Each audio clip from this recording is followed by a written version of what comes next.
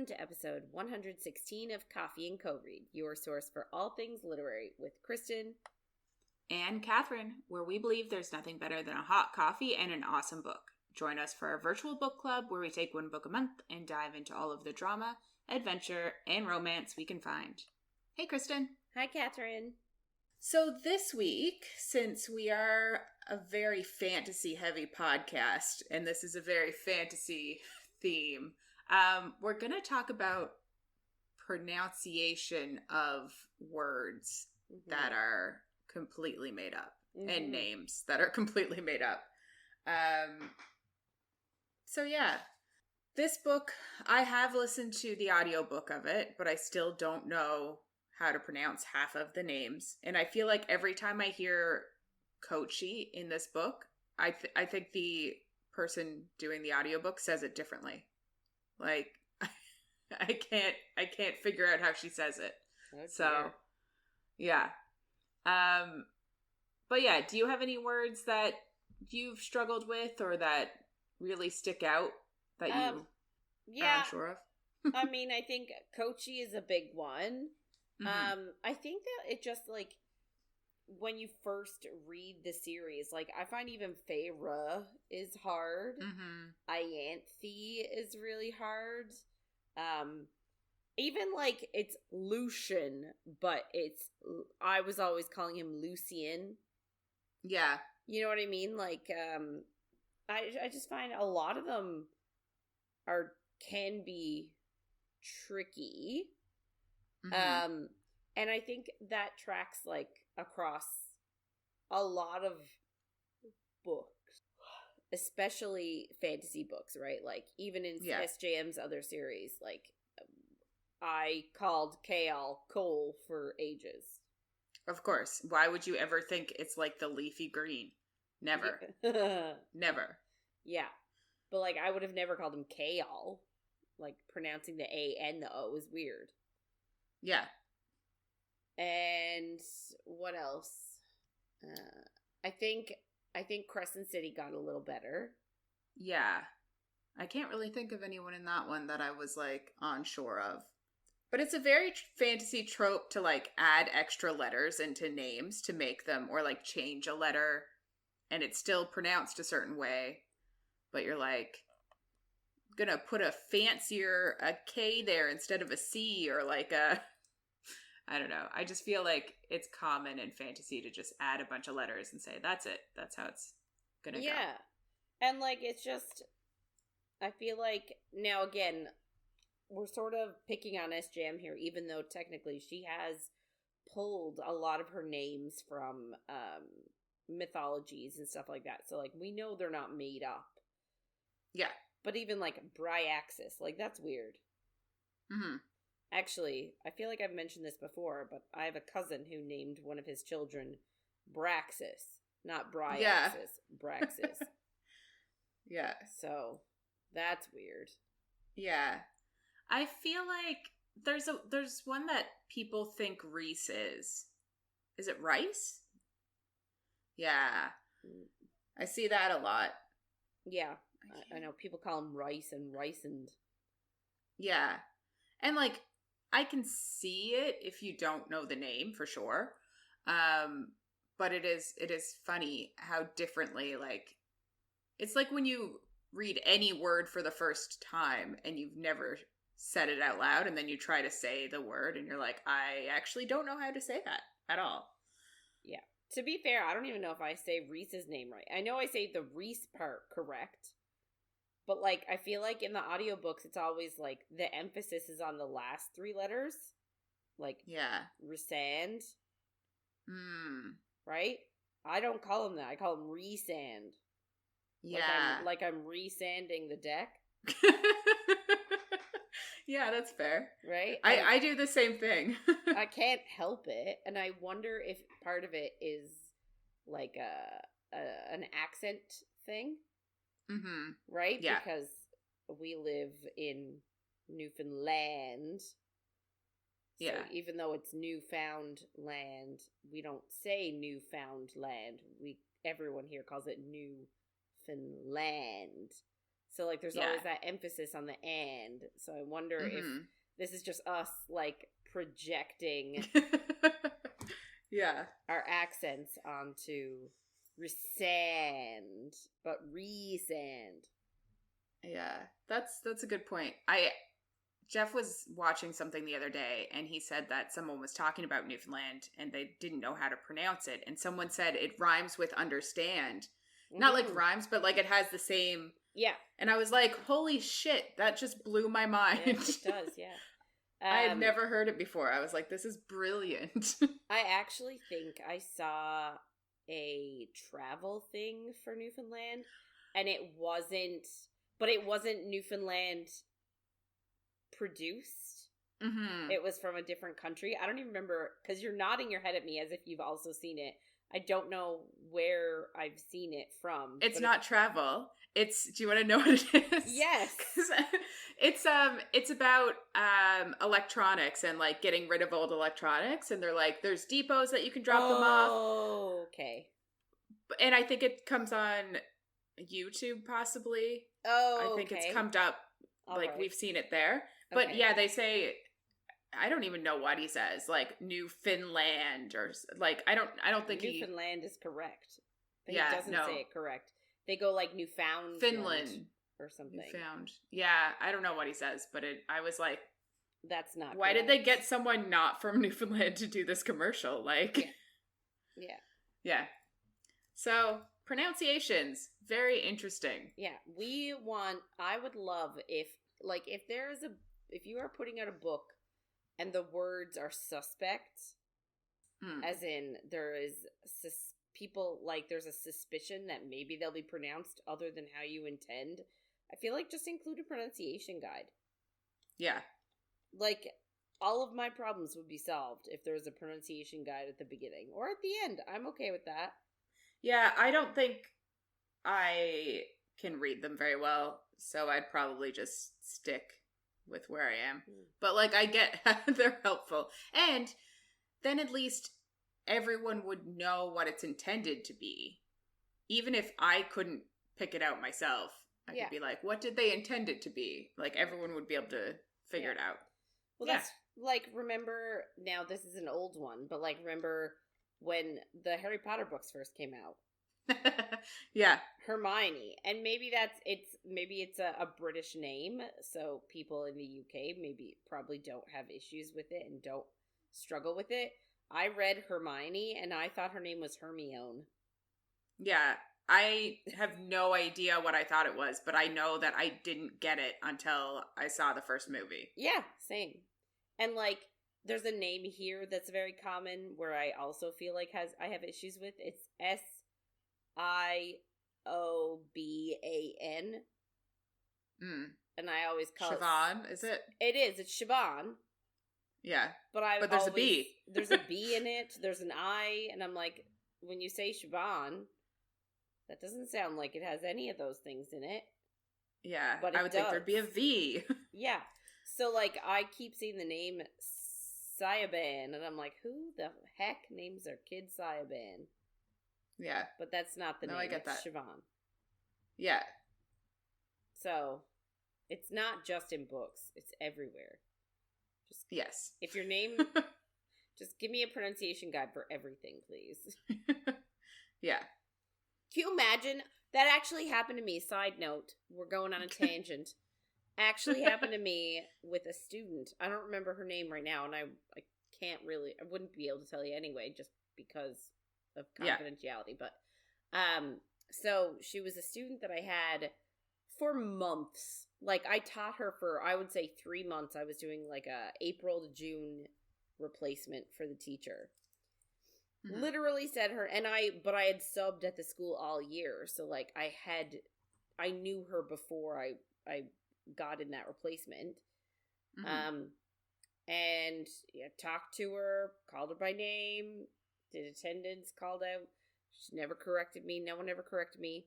Like a week before school was over, she was like, but, like, I heard somebody else call out to her, and they said her name different. I'm like, is that her name? They were like, yeah. And I was like, have I been saying it wrong this whole time? And they're like, yeah. And I'm like, why did no one tell me? Yeah. Nobody told me. Anyway. Wow. There's my side tangent for the day. It was very embarrassing for me. Yeah. I can see, like, the kid not wanting to tell you, but you'd think that, like, one of the other students might have been like, hey, miss. Yeah. That's not how you say it. But, like, I was even, like, I would speak to, like, that group of girls, like, I thought that we had, like, a really good relationship, and, like, they would stick around sometimes and chat for a minute or two, like, lunchtime, before they went for lunch. So, I figured, like, even if you don't want to call it out in front of the class, like, tell me, like, one-on-one, or, like, one-on, like, your group of friends or something. I don't know. Yeah. Yeah. Well. Anyway. Yeah. Well, I guess we'll get into it now. So, just a heads up, we are not a spoiler-free zone, and things are getting saucy this week. They are. Even more saucy. So, yeah. This book is saucy. There's a lot of, and, like, I don't even know if it's a lot of sex. There's a lot of, like, oral sex. Yeah. And there's a lot of masturbation. A lot of masturbation. My God, it's like all they do. Like, how do they have time for anything else? I know. They're like, I'm so tired, but I still masturbate every single night and don't just pass out, even though I'm working out 10,000 hours a day. I'm like, how do you have the stamina for all of this? I know, they're like, I'm so tired, but I can't sleep until I've masturbated 3 times because I'm so hot and bothered. Basically, that's exactly what this week is. Anyway. So, yeah, it's week 3, and we're doing chapters 29 to 43. Last week we learned about the dread trove, which makes you forget about it. Mm-hmm. So, there's 3 pieces to it. Luckily, we remember. Yeah. There's a crown that can make you control people, a mask that can make the dead do whatever you want them to, and a harp that does other things, does many things. Don't know much about the harp, I don't think. I forgot what they said about it. Also, Nesta started training because they took her to the rooftop instead of the backwards Illyrian camp. And I think by now both Gwyn and Emerie are training with her. Yeah. So that's kind of where we ended last week, was Emerie's first training session. Yeah. And Rhys leaves them, taking Emerie back home, and says to Cass in his head that the house smells like sex. Yeah. Which is funny. So this week we start in Nesta's point of view, and she wakes up from a dream of her father dying, and she can't get back to sleep, so she ends up going to the stairs, and she makes it down 3,000 before she, like, sits down to have a break, and the house gives her water.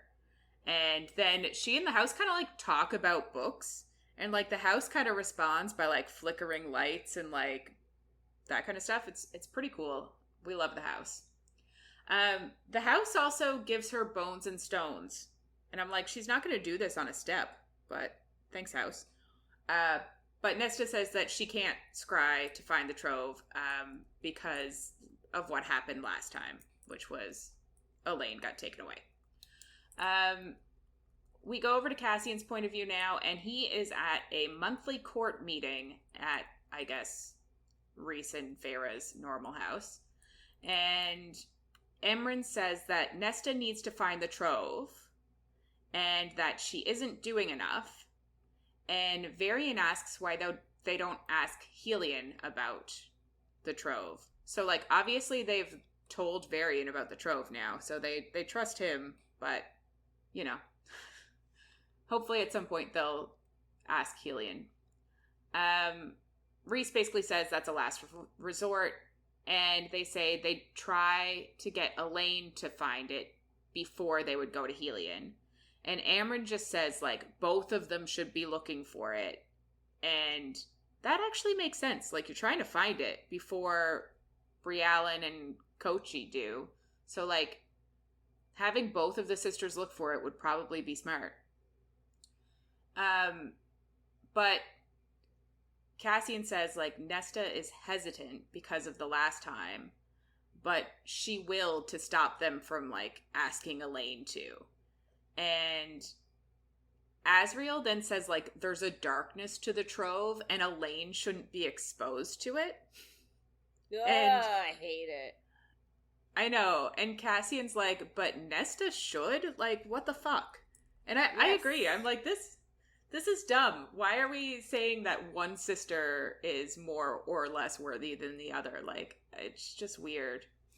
But Amren basically just says that Nesta has a week, and she also tells Asriel that, like, Elaine can hold her own against the darkness if she needs to. So I do kind of like that Amren is kind of, like, a little bit sticking up for her.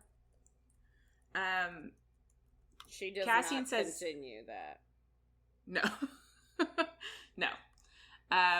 Cassian says it isn't right to use Elaine to make Nesta scry, but Amren says they could do worse than that. And you're like, Amren is very adamant that they get this trove. Yeah. Amren says, like, in the last war, they let the cauldron go. So now, like, they can't make the same mistake with the trove. Like, they almost lost the last war. Rhys physically died. Like, they kind of need to get this one. We go over to Nesta's point of view now, and she and Gwyn are progressing well, but Emerie is a bit behind. So, like, she goes kind of, like, one-on-one with Cass, and they train what they're doing together. They also, like, chat about books a lot, which I just enjoy so much, but they really enjoyed the books that Emerie bought them, and Gwyn is just like, if that's a starter romance, I can't imagine what you guys are reading, which is just funny. One afternoon in the library, Gwyn runs over to Nesta and is like, Meryl found out that you swapped the books out, and Nesta's just like, who cares? Yeah. Which, really... but Gwyn says that she's in a fury, and then Meryl pops up behind her, and Gwyn is, like, so afraid of her, basically. She, like, bows to her and everything. And Meryl is being, like, super bitchy about it all, but Nesta is just, like, having none of it. And she tells her that, like, they have work to do, so to leave her alone. And Meryl asks if she knows who she is. And she says she knows Nesta was made and that she slew the king. And she's, like, super graphic in her description of what Nesta did. Mm-hmm. And she says, the wind whispers to her down here. So it's kind of interesting. I don't really know what that means. I guess, like, she finds out what happens. But she also says she's descendant from Robath, Lord of the Western Winds. So... I don't know what any of that means, but it's also, like, we get a bit that she's, like, I think we found out already that she's kind of working on other worlds and finding out if there are other worlds around. Like, I think they talked about that week 1. I think she said that was part of her research, but I think now she's focused on the Valkyries. Yeah, but I just think that, like, there's something more to her. There's something more with this character that we don't know. Yeah. And I don't know. Like, maybe we'll get it in the next book. But Nesta is, like, so annoyed with her that she kind of lets her power off the leash a bit and, like, into her eyes and says this petty grudge should be beneath her. And Meryl just, like, realizes that Nesta is powerful and scary and just says, Nymph, get back to work, and walks away. So Nesta asks Gwyn, like, what she means by nymph, and Gwyn explains that her grandmother was a nymph who seduced a male from the Autumn Court.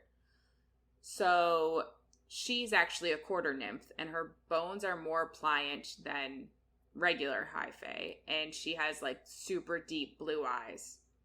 Her mother was actually rejected by both the Autumn Court and the Spring Court, because the Autumn Court is where her father was from, and the Spring Court is where the nymphs were from. Mm-hmm. So they sent her mother to the temple in Sangrava, and she and her twin were born after her mother took part in the Great Rite, So, like, we're kind of assuming that's in the spring court. Like, Calamni or whatever. Yes, yeah. You say it. But obviously, we don't know that. I guess it could be a right at any of the other courts as well. They don't really say. But she does say, like, she doesn't know who her father is. And she actually stayed at the temple until she came here. So, like, that's the only place she's ever been. She also tells Nesta that her twin had webbed fingers. And because of the way she says that, Nesta realizes that her twin has likely died. Which is sad, yeah. Gwyn then tells Nesta that Meryl's going to make her life a living hell, and Nesta says she can try, and she's in her head, she's like, it already is a living hell. She can't make it worse. And Gwyn also says that, like, Meryl will never forget that she's, like, that she did this, which is so dumb. Like, you're an adult. But Gwyn also says, like, the priestesses won't forget it either, because Meryl is a bully around here. So, you know, workplace high schoolness at your finest. At training, I guess the next day, 3 other priestesses actually show up, and Gwyn greets them as Rosalind, Deidre, and Ananke? No idea. Deidre takes her hood down, and she actually has a large scar down her face. And she says, like, she hopes they aren't too late. And, like, Nesta greets them all, and they start training with them, which is cool. It's so cute. I know, I love it, because Nesta's, like, so invested in getting them to train, and I'm so glad that some of them actually are. And, like, she's so gentle with them, even though, like, Reese doesn't think she would be, but, like, and none of us thought she would be, really. No. But, like, recognizing, I think she's seeing her trauma in them. Yeah. Like, yeah. So I think she's being softer than, and it's normally would be. It's also, I find it's so much hard. Like, it's easier when someone doesn't know you to sort of craft, and I say craft in a nice way, like, have you see what people want you to see.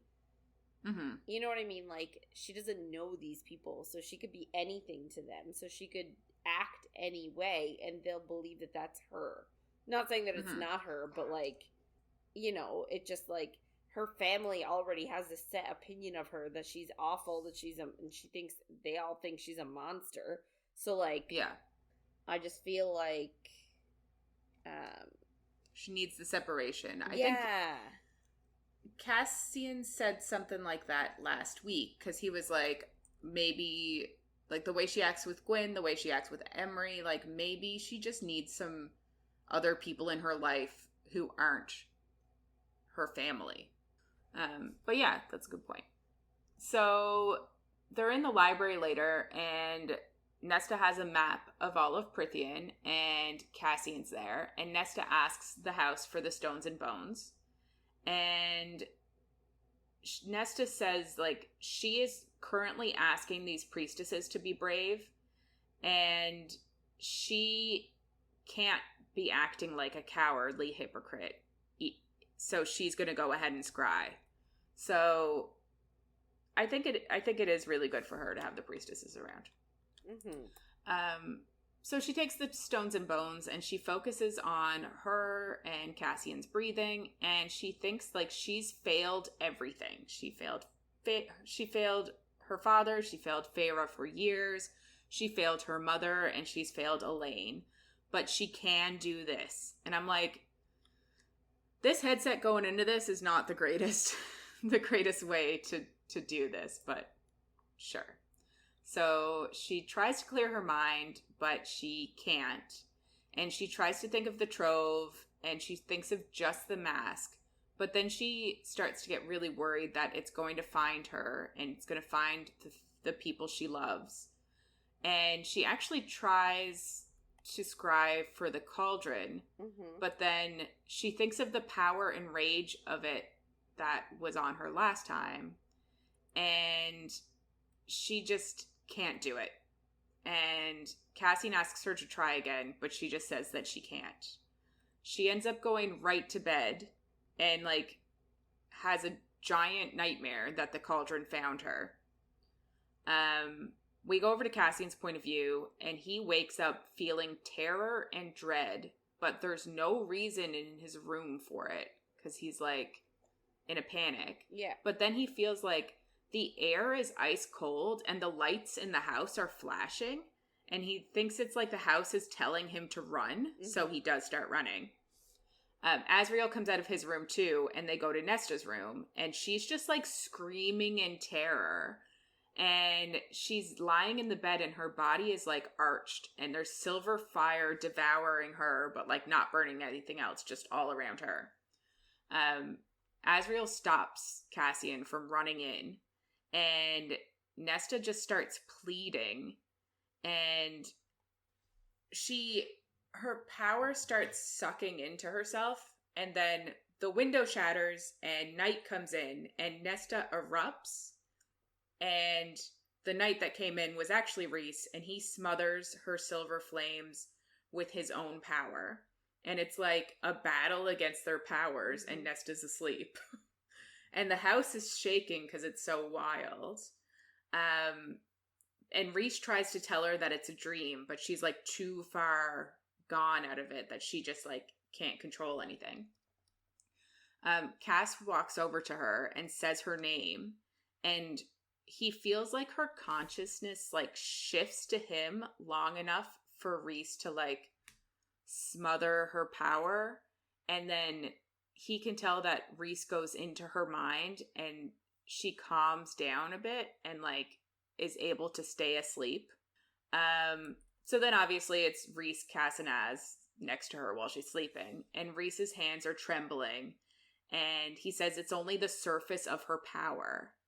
And he asks why they didn't tell him that she tried to scry today, and Cassian just says because it didn't work. But Rhys says that it was a trigger, and during the dream, like, he went into her head, and he felt her in the cauldron, and he says, her trauma is ... And then he said, he guessed it was, but it was different to feel. So clearly he's, like, shaken by how bad her trauma is. But he's still a dick. Yeah.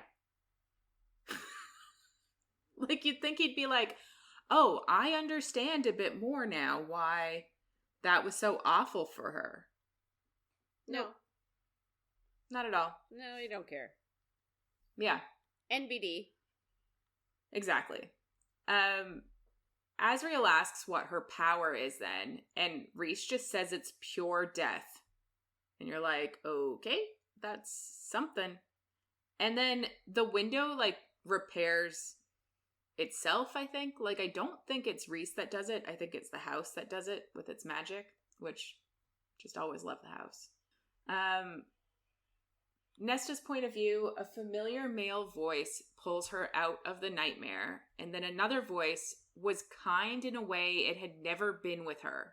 So Rhys's voice was actually kind to her, and she's shocked, and helped her, like, have a restful sleep. And then she wakes up, and Cassian is in a chair by the bed, like, looking over her, and it kind of reminds her of stories she read as a kid, of, like, a knight guarding his lady, and she has to, like, force herself not to cry, because, like, obviously she's traumatized from the dream, and she's so surprised to see someone cares enough to be sitting next to her. Yeah. He wakes up then, and basically she says she doesn't want to talk about it, so he just offers that they go get breakfast, and she's like, great. At training that morning, Emerie asks what's wrong with Nesta, and Nesta just said, like, she had a nightmare, and Gwyn asks if she has them often, and Nesta says that she does, and then Gwyn says she does too, and it kind of helps Nesta not feel so alone and feel a bit better. Yeah. Which I like. Me too. Good to have friends. We go over to Cassian's point of view now, and he's talking to Rhys, and Rhys tells Cassian at this point that his and Feyre's baby has wings. And Cassian is super surprised at this because the baby is only a quarter Illyrian, because Rhys is only half Illyrian. But Rhys explains that when the baby was conceived, Feyre had shape-shifted into an Illyrian, so at that point in time, she was full Illyrian, so the baby is actually 3/4 Illyrian, even though Feyre has now shifted back into High Fae and is not an Illyrian. I feel like this is so stupid. Like, one shift is not going to kill her. I can't even with that part. We don't even really, like... So, like, I think that this is such a convoluted plot device, and it really bothers me. Me too. So much. And I think I wouldn't even have hated the pregnancy so much if this whole bullshit didn't happen. Yes. Yeah. Because especially, like, I'm sorry, but there is no fucking way that all the other Fae, as soon as they get pregnant, stop using all their magic. Exactly. I don't believe that it makes no happens sense at all. No. And it's not like there's so many different parts of it that are just like unbelievable that I'm like, really? But we'll get to them when we get to them. And Cassian, of course, asks if she can change back to an Illyrian for the birth, but Maja has said that they can't do it because they can't risk the baby. And I'm like, if the baby and the mother are gonna fucking die, they haven't explicitly said that yet. Yeah. But if the baby and the mother are gonna fucking die, then maybe you should risk the baby by changing once so that it's not certain death. Yep. Like, there's a risk analysis here, and I think it makes sense to shift. I love that you're using risk analysis. Like, is this something you do at work? Do you discuss risk analysis at work? Well, yeah, actually, yeah. Sounds very fancy. But I just think it's dumb. Asriel shows up then, and he asks what they can do, but Rhys just says he needs to pull himself together so that Feyre doesn't find out. And they're just like, Maja didn't tell her? And he says, no, Maja told her there's like an elevated risk, but didn't actually explain that the risk is you're all gonna die. Yeah. So Rhys isn't gonna tell her. We're like, cool, that's a great plan. Asriel then says that, like, they need to tell Eris and Tamlin so Tamlin doesn't end up losing his shit. And he also suggests that they, like, call Lucian back and station him at the Spring Court to make sure that it doesn't fall if they do end up having a war with somebody. And Rhys is just annoyed because he's like, Tamlin's a piece of shit. We shouldn't care if he's going to get pissed over this. But he also is like, I get that if he does lose his shit, we're going to lose this Spring Court to Briallen, basically. So he agrees. We go over to Nesta's point of view now, and Cassian shows up to supper, and he's limping, and he says he fought with Rhys to get his mind off of things. And then Nesta asks what kind of things, and he explains the baby issue to her. And he says that High Fae don't have the right pelvis to birth winged children, so the babies get stuck, and then they both die. Yikes. And it's not funny, but it's just like, what the fuck? And Nesta actually, because we're in her point of view, but she starts to panic because she's like, Feyre's gonna die? Like, it's the first moment where we're kind of like, oh, she actually cares about Feyre a bit. Like, she cares if she lives or dies, you know. And Cassian explains then, like, they've tried cutting the babies out before, and it ends up even worse. Like, even worse than them both dying anyway. Like, I don't see why we have to, like... I get that Sarah J. Maas did this so that people wouldn't be like, oh, they can just have a C-section. But I just don't get why they can't just have a C-section. Yeah. Like, I get that she's saying it's impossible, but I don't think it's a good enough reason. Anyway. Yeah, no, 100%. I think this whole situation is, I don't like it. I think it's a poorly thought of plot device for, just to give us some suspense. Yeah. I think we don't need it. Yeah. And I guess I don't know, like, what the implications of what happens at the end are going to be. So, like, maybe we did need that, but, like, it just feels unnecessary. Nesta asks Cassian if, like, Feyre is actually okay, but he just says she doesn't know. And we're like, what the fuck? So Nesta is just like, what about all the other courts that have winged children, like the Dawn Court, or like Draken and Miriam's people? And Cass just like it says like he fully believes that Rhys will figure it out. Like if there's an option to save her, he's gonna figure it out. And we're like, cool. I guess that's good enough. Sorry.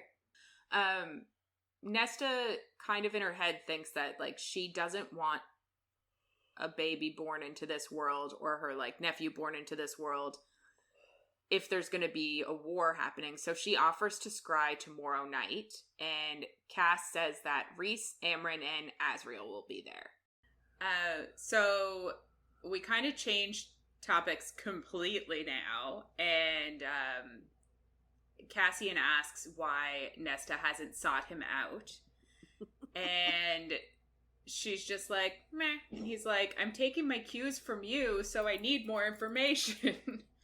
He's like very consent-oriented, which we love. And he says she didn't seem interested. And then he asks if he hurt her last time.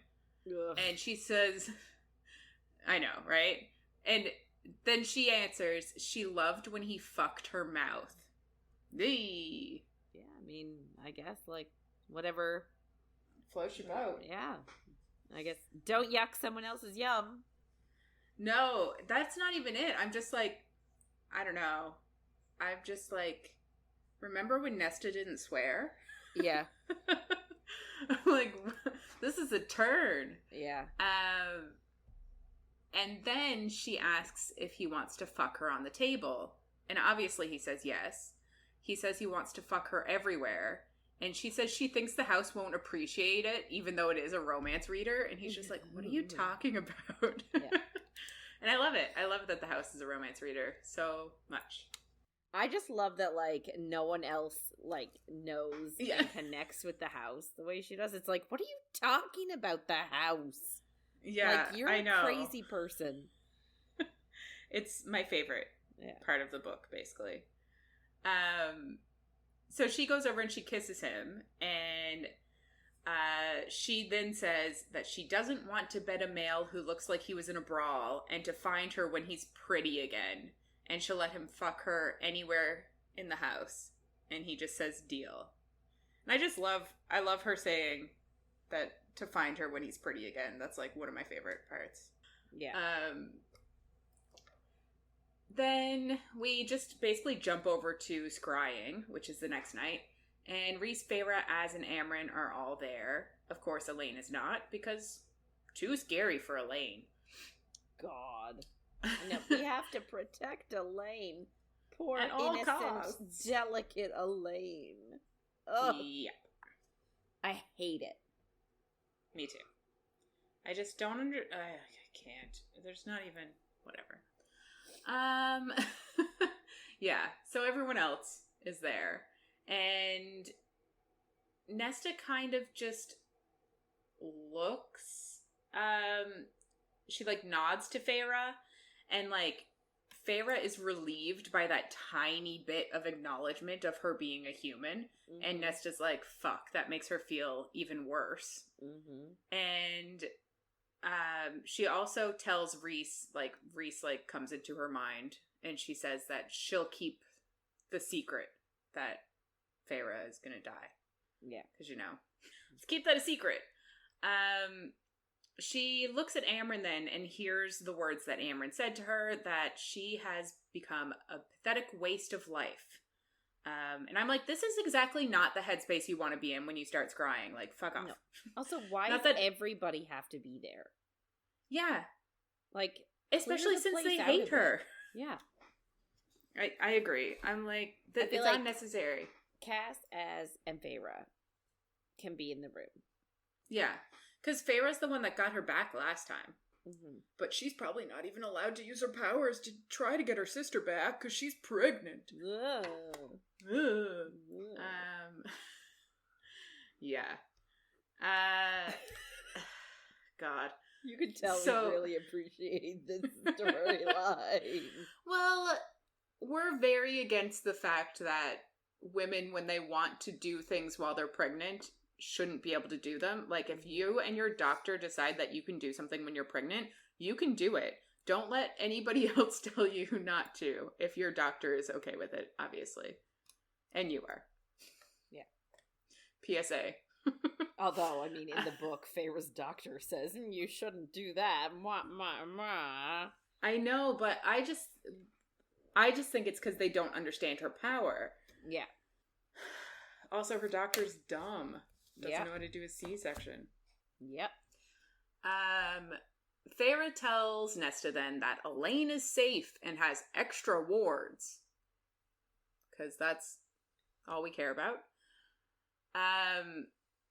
And Azriel, like, looks to her and he's like, obviously he was part of the rescue mission when Elaine was taken. So he actually is, like, empathizing. And he says, like, he won't let anything happen to her. They're not going to make the same mistake twice. And she believes him.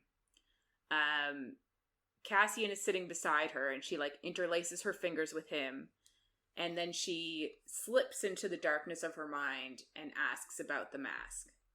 We jump over to Cassian's point of view, and Nesta's hand is, like, hovering over the map, and she has the stones and bones in her hand, but they're just, like, in her hand, and she's crushing them. And it's getting cold in the room, and Amren asks, like, there's no need for Amren to be here at all, other than, like, sass, and, like, I don't need her sass. No. I will say that, like, I liked Amren before. I like her less. Like, in this book. Yeah, a lot. Which is funny. I don't know if it's that she's dealing with losing her powers or, like, you know, she literally gave up, like, true immortality for this Fey body and this Fey life to save everybody and to save the world. So, like, she's probably dealing with shit too. Yeah. But she's, like, ridiculous. She's in this book. Yeah. And I know it's from Nesta's point of view and, like, we're giving that grace, but, like, she's supposed to be the only one that liked Nesta. So did Nesta only like her because she treated her like shit? Like, you know what I mean? Because she was like, that's how I deserve to be treated by my friends. Like, I don't get it. But yeah. So Amren asks where she's going. And I'm like, what the fuck do you mean where's she going? Like, you guys asked her to scry. She's going to find the things. Like, don't ask dumb questions. Yeah, she's doing what you asked her to do. Yeah. The room gets cold, and Feyre and Rhys both try to, like, bring her back from it, but her shields are up. And I think they keep asking her to do things, and then they're like, oh no, she's doing them. Like,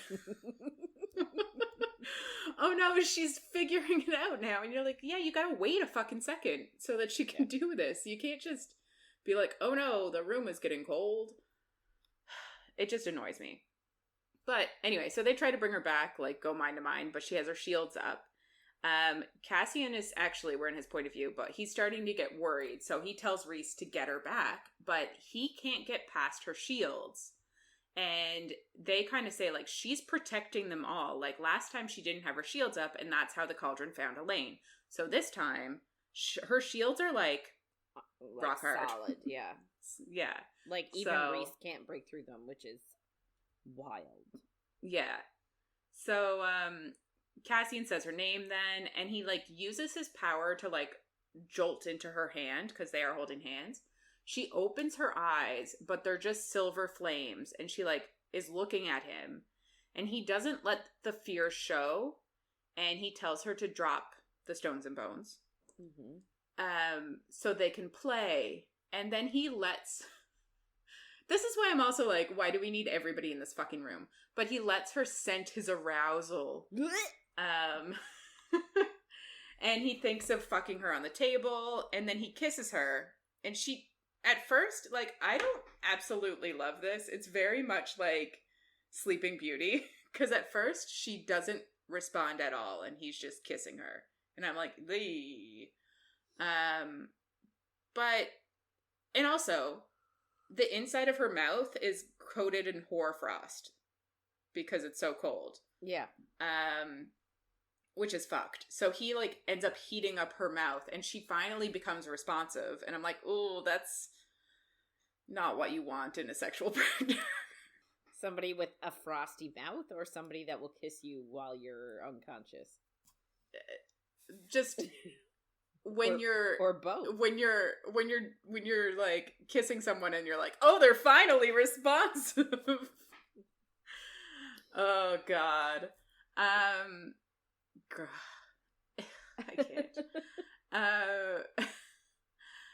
And anyway, so she does kiss him back, and then he tells her to let go, and she does.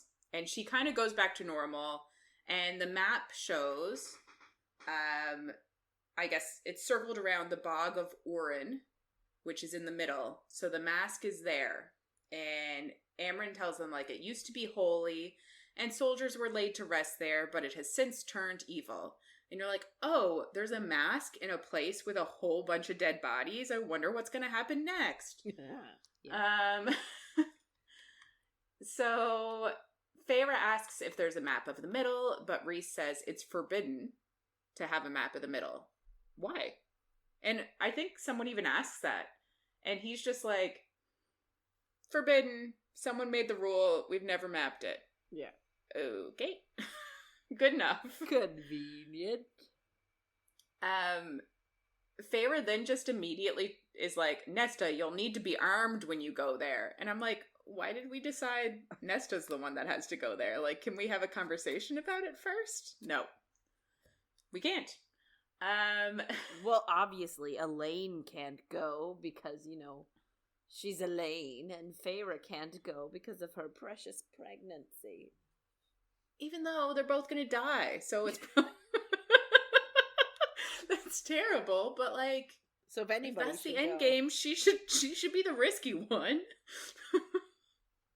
This is terrible. And I obviously am not making fun of hard pregnancies.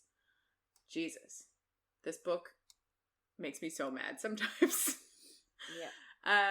But anyway, enough about the pregnancy. Is it Cassian? No, never. It'll never be. Cassian says that they'll both be armed, and Nesta just says that they're gonna go tomorrow. So, like, she doesn't even fight it. She's just like, fuck it. It's like, fine. Yeah. We go over to Nesta's point of view, and it's her, Cass, and Az going to the bog. And Rhys and Feyre are there to, like, see them off, and they're both like, I should go, but I'm not going to. And actually, Nesta, like, has a thought at this moment that, like, Elaine isn't coming to see her, even though, like, they're going into danger. And she thinks Elaine is basically like a dog, loyal to whoever keeps her warm and fed, which at this point in time is Feyre, but she thinks, like, it used to be her. Did it, though? Like, was it ever her? No, but yeah, I know. It wasn't, but anyway, she saw herself as her protector in other ways, I guess. But yeah, it's just, like, I don't think she's wrong, but no. It's a real bitchy thing to think.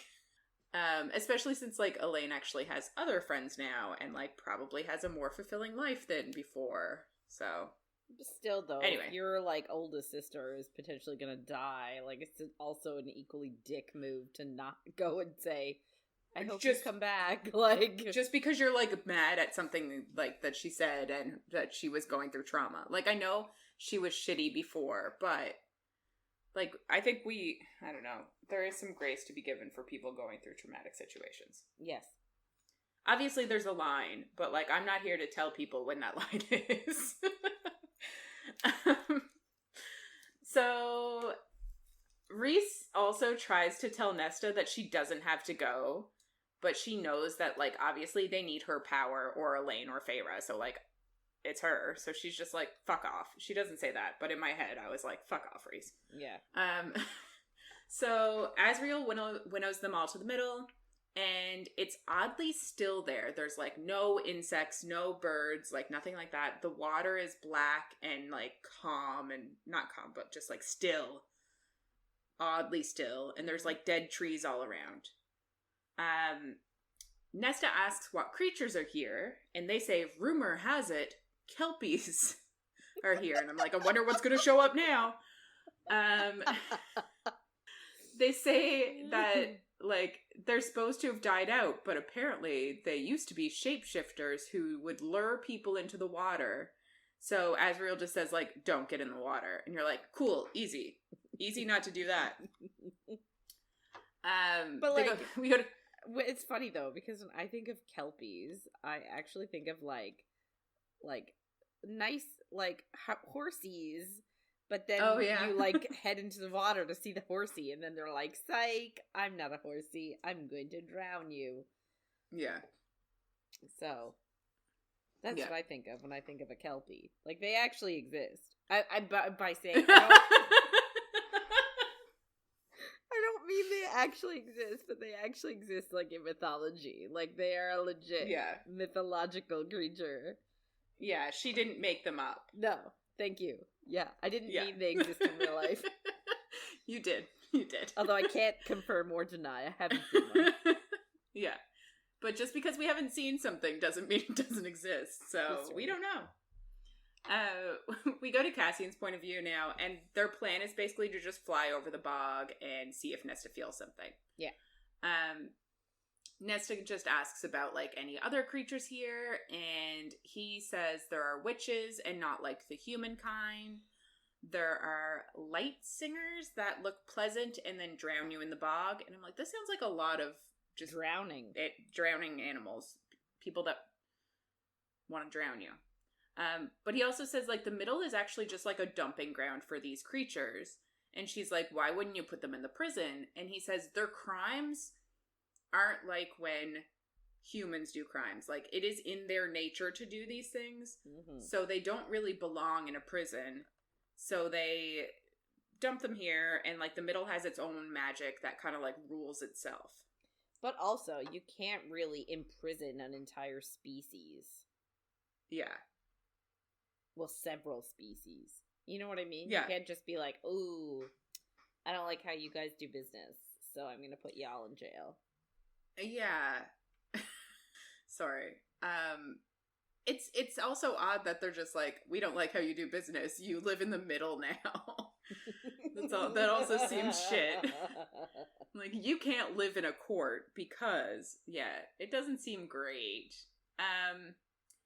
Cassian, like, flies up into some thick mist, and she feels something, and she's like, oh my god, I feel it. And then Asriel disappears when Cassian looks around to see him. So he goes below the mist again, and he sees Az is fighting 24 Autumn Court soldiers. So he just turns and flies away. And Nesta's like, what the fuck are you doing? We have to go help him, kind of thing. But he needs to get her to safety first. And he says, like, a soldier shot Az's wing with an ash arrow, so he can't risk bringing her down there. So he basically just, like, sticks her in a tree and says, stay here. And he goes back after Az. We go to Cassian's point of view now, and he wonders if these are Eris's soldiers, because we heard that they were missing.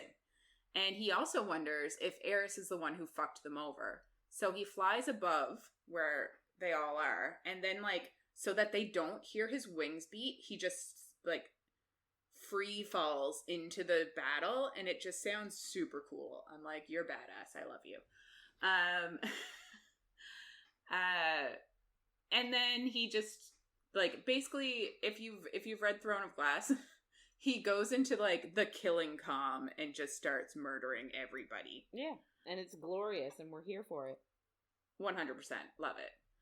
We go over to Nesta's point of view now, and they've been gone too long, so she is worried. And she's also kind of struggling to hold on to the tree, because, like, it's a long time to sit in a tree. Yeah. So she thinks, like, she can't sit here if she could have done something. Like, if they're dead and she just sat in this tree the whole time, that would suck. She's like, I have magic, I can help. And you're like, can you? You've never used your magic before. But she lowers herself down, basically bit by bit, and she realizes she's going to have to wade through the water to reach them. And a female voice tells her to run and never look back. And I'm like, is this a god talking to her? Like, yeah, whose voice is this? Seems interesting. But she can't really go anywhere. And she looks into the water and, like, just sees her reflection. And then she hears something behind her, so she looks away. And when she looks back, there's a face there. I'm like, that would be super creepy. Like, it legit gives me the heebie-jeebies. Yeah. And this creature climbs out of the water, and he's, like, ghostly white with sharp nails. And, like, I think it said its fingers were as long as her forearms. And I'm like, that is the grossest thing I've ever heard.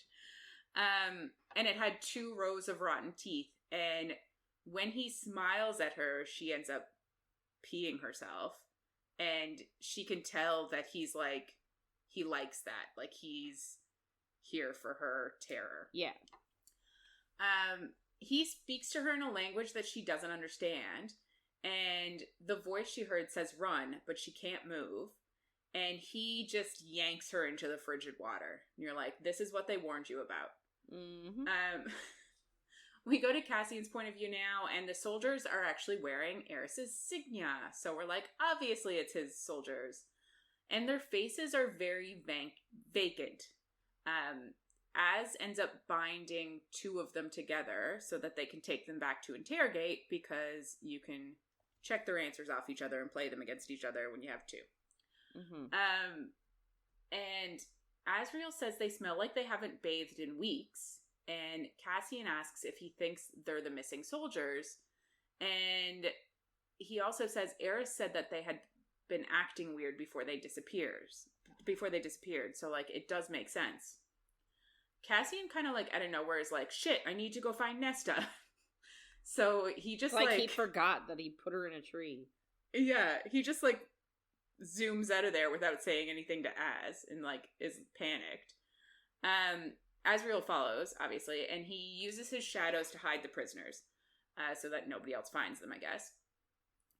Cassian finds the tree he put her in, and he tracks her to the water, and he can smell that, like, she peed herself, and he starts to panic, because obviously she's been taken into the water. Which is so embarrassing.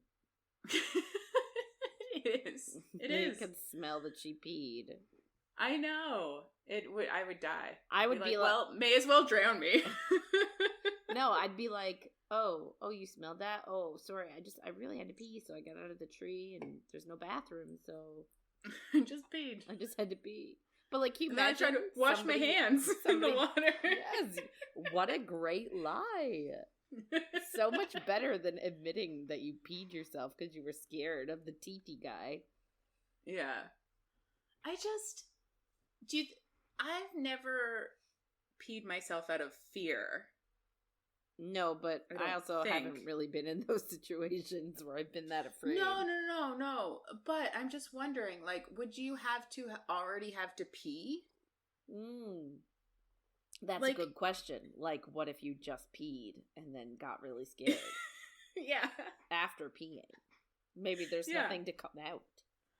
Yeah. Like, I've laughed hard enough that I've been like, oh my god, I'm going to pee myself. Or, like, sneezed. But, like, I don't know. I feel like you already need to pee in those situations. Anyway, not the point.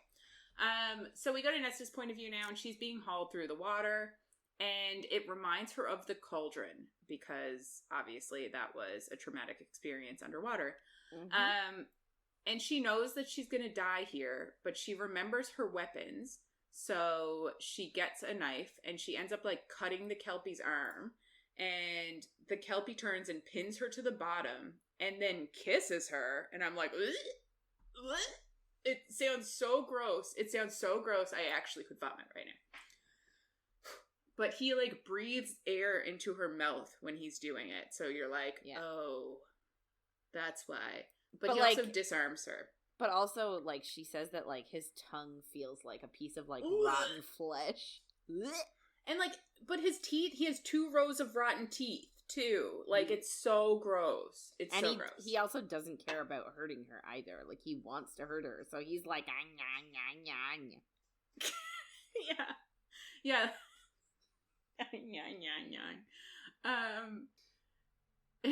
So so he takes all of her weapons, and then she's, like, begging her power to help her, because she's like, fuck, I need to do something. And a gold disc comes towards her, and she realizes, obviously, that it's the mask, and the Kelpie doesn't really notice until she catches it and puts it on. And when she puts it on, she doesn't need air anymore, so it's kind of like she's, like, beyond the water. And she can feel the thousands of dead around her, and she embraces it. The Kelpie reaches for her, but dead hands grab him, and, like, one dead body bites him with pointed teeth, and she knows that the Kelpie can see her smile as she has the dead rip him to shreds. And I'm like, love it. You go, girl. 10 out of 10. Yeah. We go back to Cassian's point of view, and he is panicking and yelling for her. So that's fun. Azriel's scanning overhead, and they try to contact Rhys mind to mind, but, like, there's a barrier here for some reason. But then the water starts to ripple with golden light, and Cassian tries to go towards it, but Azriel stops him. And basically, like, an army of dead rise before Nesta then rises from the water. And she has the mask on, and she has the Kelpie's head in her hand, and her eyes are silver fire behind the mask. And I'm like, that sounds so fucking badass. I love it. Cassian says her name, and her power spears out towards them, and they don't fight it. And Cassian thinks, like, because they are Illyrian, they also bow to her, to death itself. I'm like, I love it. Nesta then just, like, pulls the mask off, and she does collapse. And Cassian luckily grabs her before she can go underwater. And she starts to tremble in his arms and, like, holds the mask to her chest, and then she just passes out. So, like, it's an ordeal. We go back. No, we were already in Cassian's point of view. But anyway. Azriel, Feyre, Rhys, and Amren are in the Hewn City, and they're torturing the 2 soldiers that they brought back. Mm-hmm. Nesta is still unconscious, and she's warded in a bedroom upstairs, and the mask is warded and in a completely different wing of the house. So they're chatting about these prisoners, and Amren says, like, the men must be under an enchantment, and Rhys tries to get into their heads, but he only finds fog. And he agrees that they're, like, these are likely Eris's missing soldiers, and their only drive, even still, is to kill, like, and especially kill Azriel and Cassian, because they're the ones that showed up at the bog. Azriel has already, like, cut the shit out of them, because that's what he does as the guy. Yep. Torture guy? Sure. There's definitely a word for it, but I don't know what it is. But they don't respond at all to it. So Feyre asks then, like, is it right to do this, to torture them, if they are under a spell? Like, there's something not... Yeah. Ethical. Okay about that. Yeah. Ethical, that's the word. Thank you. Feyre then says that they should ask Helion to try to break the spell, and Cassian's like, when are we going to tell Eris about this? But they say they should really try to figure something out about this whole situation. Like, if it's Eris behind it, if it's Briallen or Kochi, like, who's behind it before they talk to Eris? But Cassian feels some guilt for, like, slaughtering all of these soldiers. So they all end up going up to the room with the mask, and Nesta is inside. And Rhys is like, how the fuck did you get in here? And she says the door was opened, and she was beckoned here. And Feyre asks if the mask speaks to her. Mm-hmm. And, like, obviously it does. But Amren says, like, only a fool would put on the mask. And she says that usually it doesn't let the wearer go. So Nesta was super lucky to even be able to take it off, because most people are stuck in it once they put it on. But Nesta just says she wished it to let go, and it did. And they say like calls to like. So basically, if Nesta can use it and still take it off, then likely Briallen can too. So, like, they really need to keep it out of her hands. And it's a smart leap. Yes. Nesta then says, like, it should be destroyed immediately. But they just say it's not possible. They can only try to contain it. And they kind of wonder if Nesta could be the one to have it contained because of her power. Maybe she'd be able to, like, do wards that would actually keep it in, because they're similar. And, like, they say maybe they could talk to Helion about that, and he'll show her how to do it. Mm-hmm. So she agrees to try, and then they ask how the Kelpie got to her, because she was in a tree. And she says that she was nervous when they didn't come back, and she was afraid that they were dead, and when she got down there, the Kelpie came out of the water and spoke to her. Yeah. And Rhys asks to see, and then he goes into her head, watches the whole thing, and then he shows Amren, and he can only make out some words because it's the language of ancient Fae, and it hasn't been used in 15,000 years, but Amren is fluent. And I thought that Rhys was fluent. I wonder when this comes up again. Yes. Maybe there's another ancient Fae dialect. Yes. But Amren basically figures it all out, and she says that the Kelpie asked if she was a sacrifice, and then said that she would be its bride before its supper. So he was gonna rape and then kill and eat her. So great. Good times. That's what you want. I know that's what I want from a husband. Right? Yeah. Especially like a crazy shreddy teeth water one. Water husband. Mm-hmm. Different than a land husband. It's true. Yeah. So we also get that apparently the Kelpies don't reproduce. They were just made. So, like, this could have been the last one to exist, which I don't know if there's any, like, ramifications of that or implications of that, but it's just interesting. I mean, she just, like, she killed off an endangered species. Yeah. What's the ecosystem gonna do? There's a balance. There is. So Rhys asks Nesta then, like, if the mask came to her, and she says that she was trying to reach for her magic, but the mask came instead. Which obviously, like, calls to like, blah, blah, blah, blah. We go to Nesta's point of view now, and she is staying at this house because they were like, you're likely tired. Why don't you just sleep here? And there's a giant tub that's, like, looking out to the open, and it has, like, it's like an infinity waterfall that, like, goes over the edge. It sounds super awesome.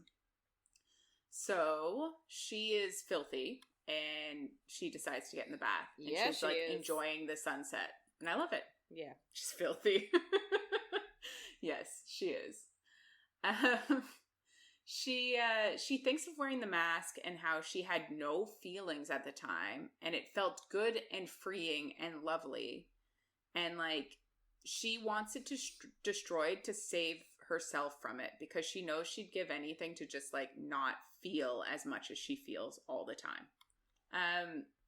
Cassian just, like, knocks on the door and then comes in and brings a tray for her of food, and he's like, oh shit, you're in the tub, sorry, I didn't mean to. Covers his eyes, and you're like, okay. So he puts the food on the desk and he goes to leave, but she asks if he wants to get in, and he's like, no, you're injured. And I'm like, just get in the fucking tub. Get in the tub right the fuck now.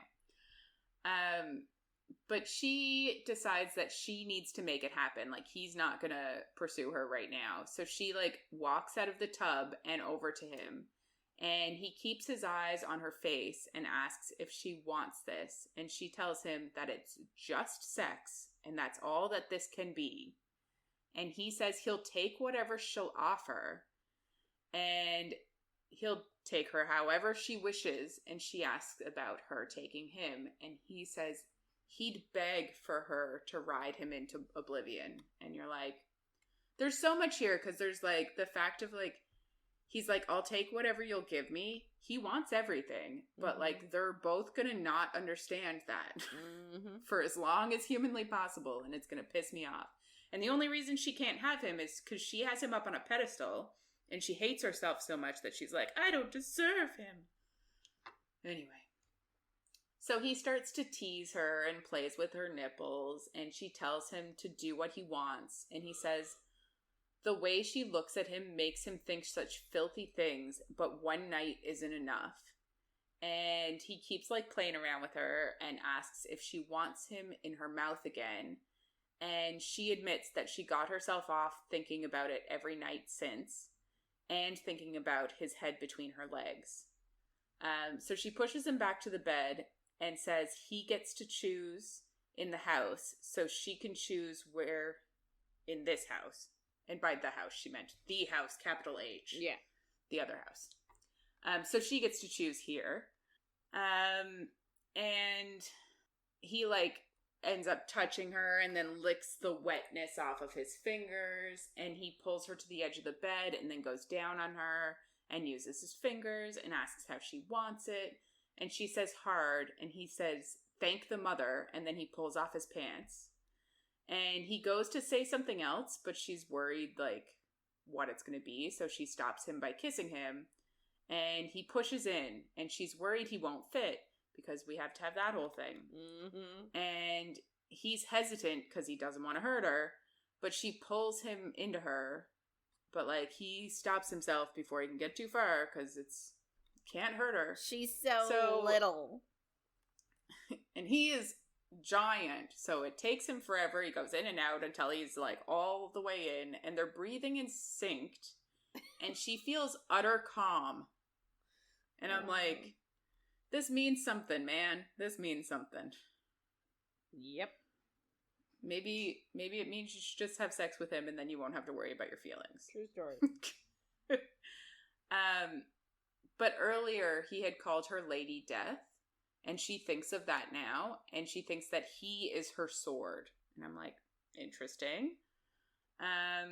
So they obviously fuck a whole bunch, and then she stops him and tells him she wants him deeper, so she flips onto her stomach, and they fuck some more, and he pulls her hair, and I'm like, this is getting hot and heavy. And she's getting there, obviously. And then, of course, she comes, and he does shortly after. And he pulls out and stares at her, and he just, like, calls her beautiful, covered in him. Ugh. Covered in his seed. Ugh. Is the word they love using. And then he grabs his clothes and looks defeated, but calls it just sex and thanks her for the ride and just leaves. And she wonders if he's punishing her for, like, her having sex with random men before, or if he didn't enjoy it. And she's, like, sad about it. And then she thinks to herself, like, she knew it was just sex, but she was thinking maybe they could have cuddled for a little bit. And you're like, to cuddle, you have to use your words. Because your words said, I just want sex. So if you want cuddle, you have to say, not just sex. Yeah. Oh my God, I remember reading a book, and it was a problematic book. I feel like I've mentioned it before on this podcast. So, like, full disclosure, like, it's a very, like, alpha guy, like, it's not something I tolerate in real life, but it's just one of those books where you're like, yeah. I'm trying to remember the premise behind it. I think what happened was Mrs. is like a lawyer's assistant, was working in the office. The guy is like one of those like, you're mine, and like sort of a things. So he gets her all hot and heavy, so she's like wet for him. Mm-hmm. But obviously she's at work, so, like, nothing happens. Yeah. So she's uncomfortable in her damp panties. Right? Yeah. And then I think, like, later on, he brings her, he's like, let's meet my sister-in-law and, like, my brother for lunch. So the four of them go for lunch, again, during the work day. And he realizes she's not wearing panties because she's wearing a skirt. Like a business one. And then he, like, hauls her into a closet and he's, like, gets really mad that she's not wearing underwear because, of course. And then he, like, I don't remember exactly. I think he, like, fingers her until she comes and then he, like, jerks off, like, onto her. Not inside of her, but onto her. Like, like onto her vagine. And then takes her wet panties and, like, puts them back on. He's like, you're gonna sit there in my semen. And it was a very problematic book, but, like, this is what...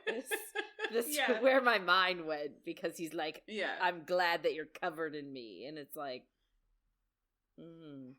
yeah. It's like, why? Yeah. Why? Why do you want us to be, like, damp and sticky? It's a breeding kink sometimes, or who knows? It's claiming, too, I guess. Also, I can't get into it.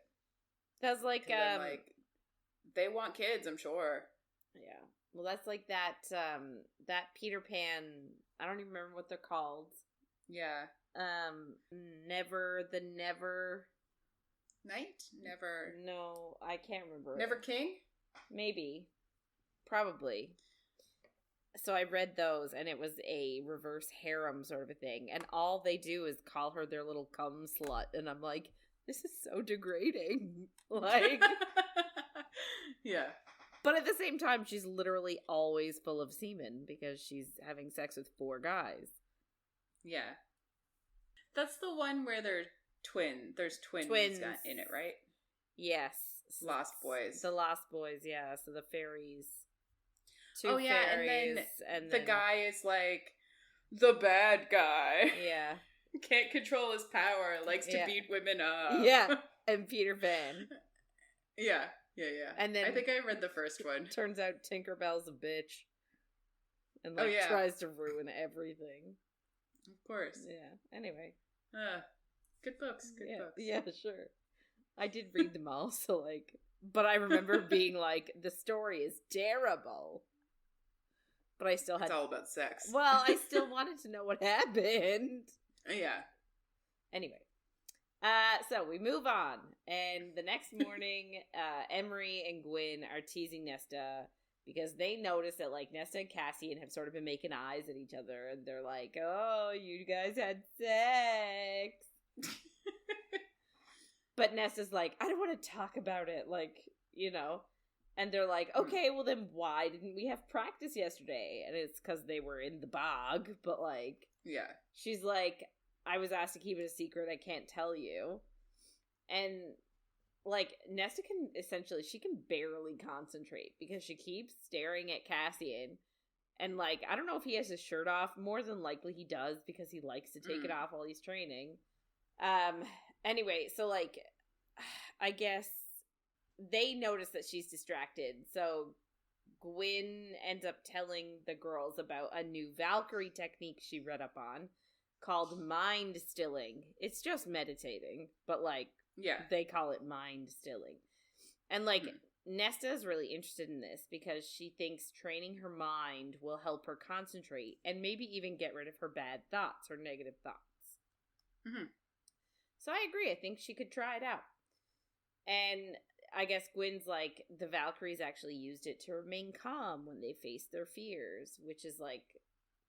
And I guess this is where sort of Emerie cuts in and is like, well, that's the opposite of the Illyrians. They use, like, rage in order to fight their battles. Right? So they're like, oh, can you get us this information? And Gwyn's like, I already got copies made, bitches. I love it. She doesn't actually say that, but she does already have copies of the chapter made for the 3 of them. Yeah. So Cass comes over to stop them from gossiping. He's like, hey, gossip bags, like, get back to training. And, like, there's some innuendo between him and Nesta and some flirting.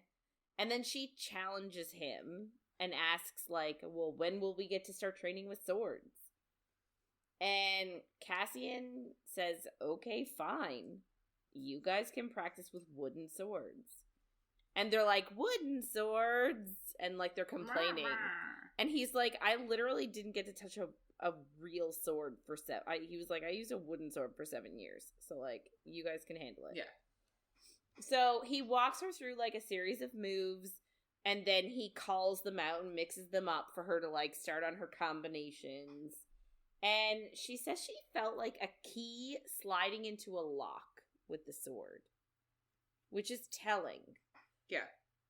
And it's like, she thinks, like, this is what she's meant to be doing. So, like, what she always sort of meant, because I feel like this book is, like, gearing her up to almost be, like, the female equivalent of Cassian. Yeah. Like, was she always meant to be, like, a female general? Like, a leader of armies? Mm-hmm. Because, like, was it earlier this week, or was it last week that she got that book? She got Cassian's book, and she was reading it, and she was like, I already know a lot of these, because it's the same as, like, court. Yeah. Like, courtier bullshit. Yeah. I think it's this week. I think that happened this. Anyway, so she also sort of, like, felt that this moment, sort of, like, her learning the combinations and Cassian sort of being the type of trainer he is, like, very patient, but, like, firm and not touching her, and, like, you know, it's, like, a pivotal moment for the priestesses, you know what I mean? Like, it's sort of showing, like, this is why I wanted you guys to be up here. Mm-hmm. To, like, show you. So, like, she put her all into it. And she sort of is going through the combinations, and she imagines herself on the battlefield with Hybern, and she thinks about how she would never fail again or be weak again, and she just let the moves flow through her. And obviously that demonstration urged Gwyn and Emerie to take up swords as well, and they start all practicing together. So after the practice, Nesta has, like, so much renewed energy that she tries the stairs again. And I feel like it's turned into just, like, a routine sort of a thing. Like, when she doesn't... It's just cardio. Yes, but it's, like, almost like when she has emotions she doesn't really know what to do with. Try the stairs. Yeah. Like, if there's something she needs to work out, try the stairs. Mm-hmm.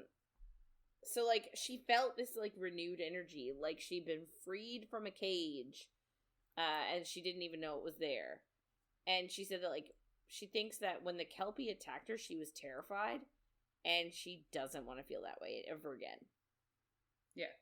So the next morning, Cass shows up for training. And now there are 11 women there. Wow. Which is pretty good. Gwyn is actually finally not wearing a dress. She's wearing Nesta's old Illyrian fighting leathers that no longer fit her because she's gained so much muscle. Mm-hmm. And at least one of the priestesses took her hood down. Yay! They're feeling comfortable. We love that. Yeah, especially around Cass and Az. Yeah. So that's the thing. So Cass realizes that he's not going to be able to train 11 women all on his own, especially at varying levels, right? Like, Nesta and Gwyn and Emerie have been training for weeks. So obviously they're not in the same place as these priestesses just coming out of the woodwork. Mm-hmm. So he brought in Az the next day.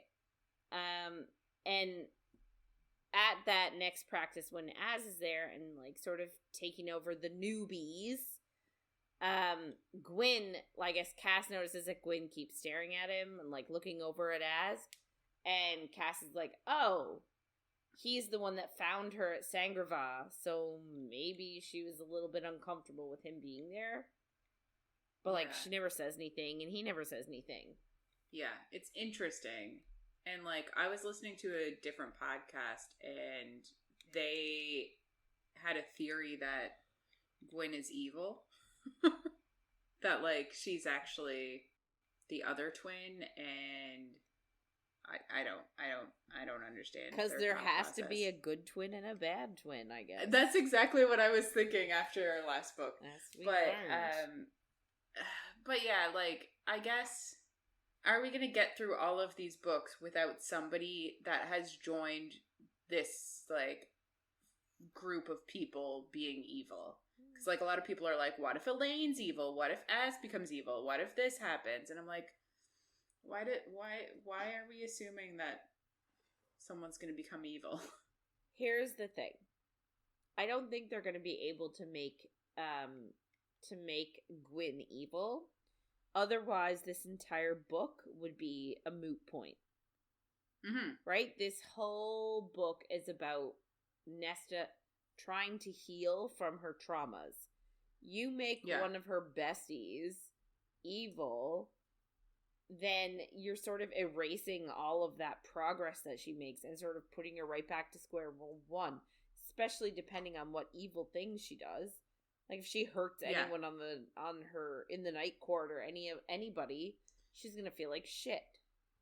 Yeah, but they're also gonna blame Nesta because they're shitty. Yeah, so I don't see how it's possible for them to make her evil without, like, it would make this book pointless. Yeah, I get that.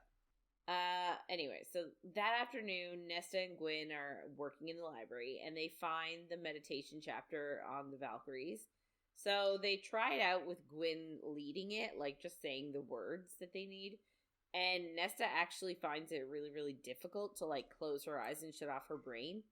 And I'm like, samesies. Oh my god, 100%. It's impossible. Yeah. Like, I haven't tried enough. I understand that. I know it's practice. You're training your brain. But I hate it, and I can't do it. Me neither. I'm immediately bad, so I won't try. Yeah. How dumb. But it's true. Yeah. So, obviously, Nesta notices that Gwyn is doing okay at it. Like, she seems to be handling it. And then she's like, not surprising, Gwyn is good at everything. But that fact that she's good at everything didn't annoy her like something like that normally would.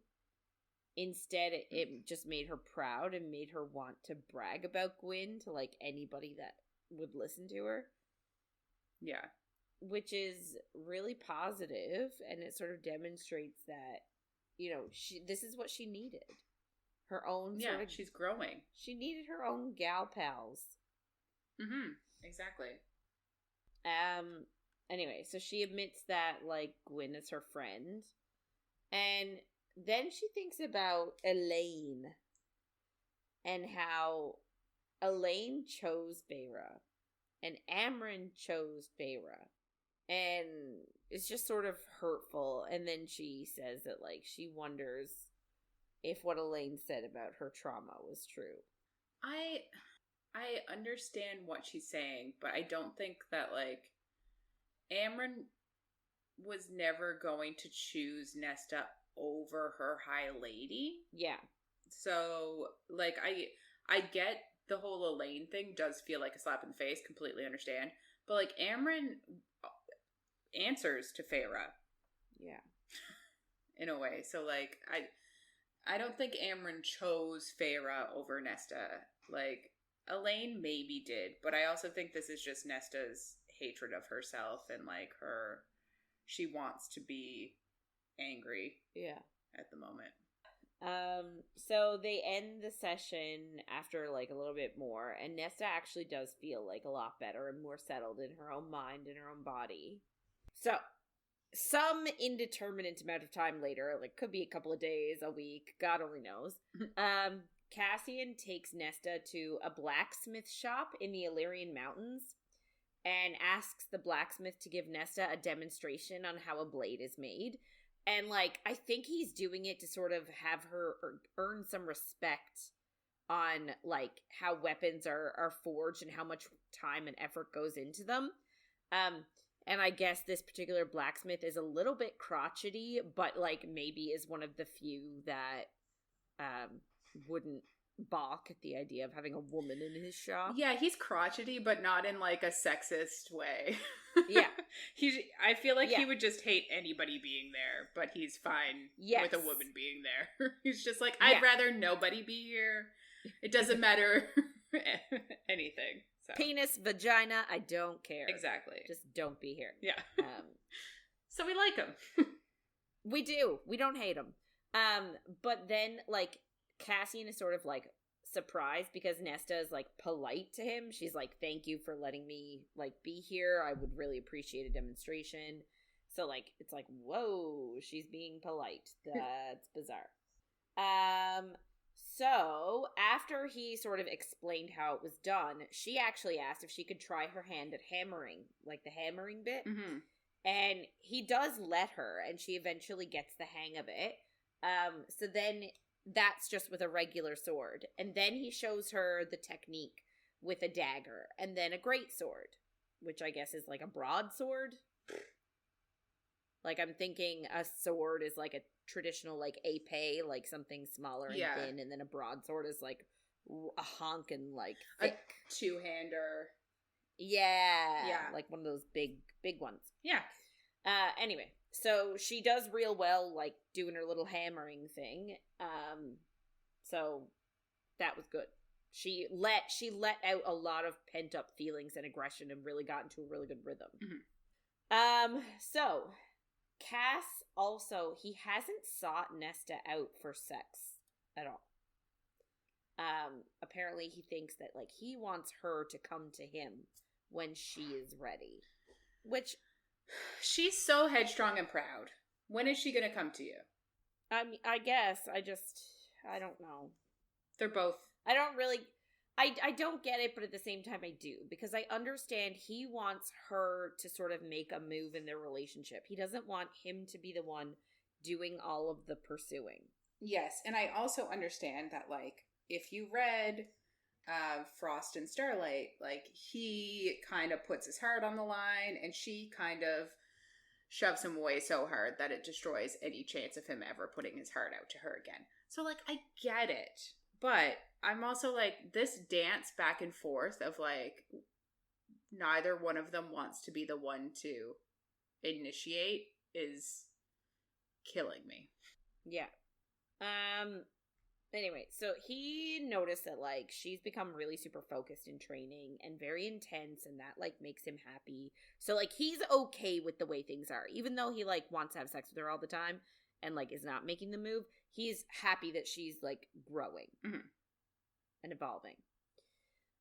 So Nessa was practicing, like, punching a log, and she thought of how she's been training herself to exhaustion every night, and she's not really up for sex, but she still just thinks that she's pathetic and hateful.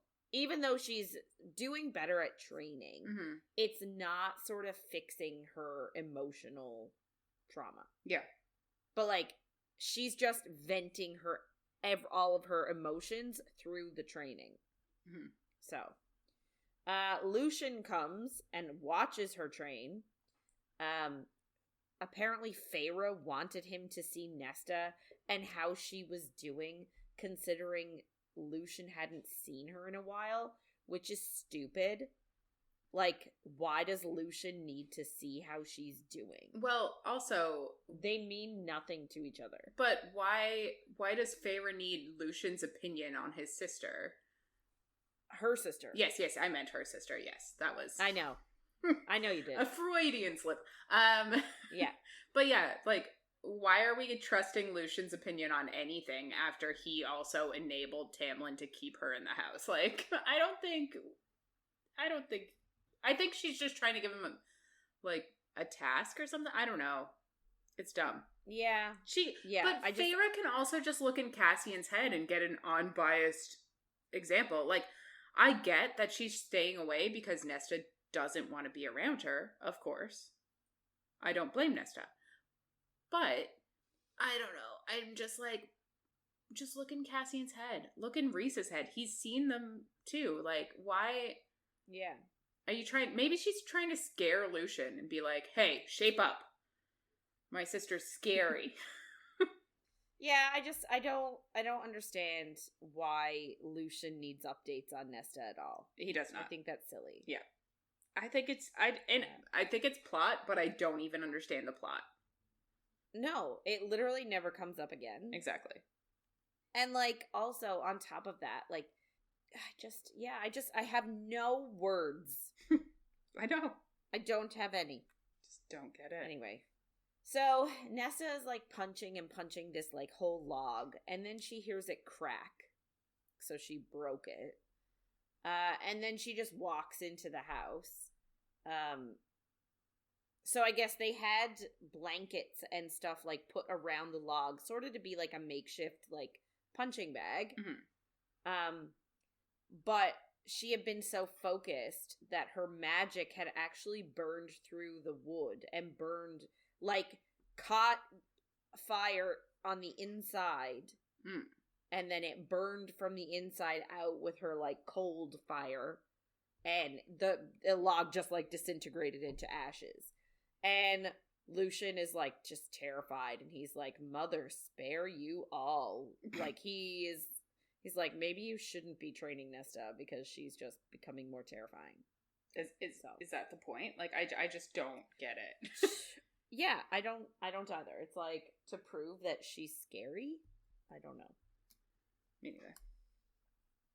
Yeah. So, time jump again a little bit. Hellion is coming to the Hewn City. And we get some info about Hellion actually possesses, like, the last Pegasuses that exist in the world. Mm-hmm. 7 breeding pairs. And if you've read Crescent City, and we have, then it's important. We know that Bryce is obsessed with Pegasuses. And it in the 3rd Crescent City book, it comes out as being important. Mm-hmm. So, apparently, Amarantha killed a whole bunch of the Pegasuses when she was in power. Because she's evil. Like, I kind of find Amarantha as one-dimensional evil. Like, she killed the Pegasuses. Yeah. She killed children. Like, why? I wish she had more, and I get that it's the first book in a series, you need a big bad, but I kind of am like, it's very one-dimension evil. Like, there's no, like, male villains generally are written more complex and more, and I just feel bad that, like, she was done dirty when, like, if you look at Throne of Glass and the female villain in that, like, she's so much more complex and she's got so much more story, and you're like, I'll buy that, like, and motive. So it just seems, what's Amarantha's she loved motive Tamlin, and you're like, how? Explain it to me, please. She's evil. But, like, also, that's just, like, what vengeful ex, like, oh, I love you and you rejected me, so I'm gonna kill a bunch of children and all the good in this world. Insane. It just seems a little bit far-fetched. 100%.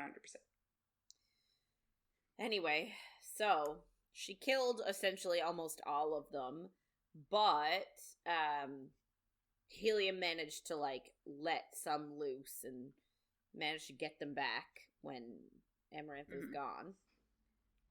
But his favorite breeding pair have not had a baby live past fullhood in 300 years. I feel like this is it's gonna be important. I don't know when, but especially after reading Crescent City. Why is this in there? Yeah, why is this here? They sort of, like, wonder, why is this part in the book, but, like, they wonder if it's because the Pegasuses' homeland... I love it. Continue.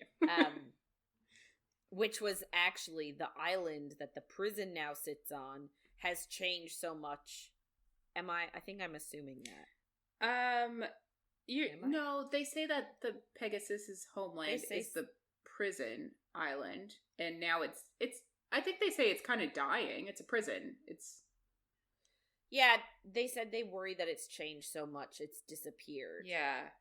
So, like, maybe there were other parts of the land that the prison sits on, and the rest of the land is now disappeared, and it's really only that little bit that's left.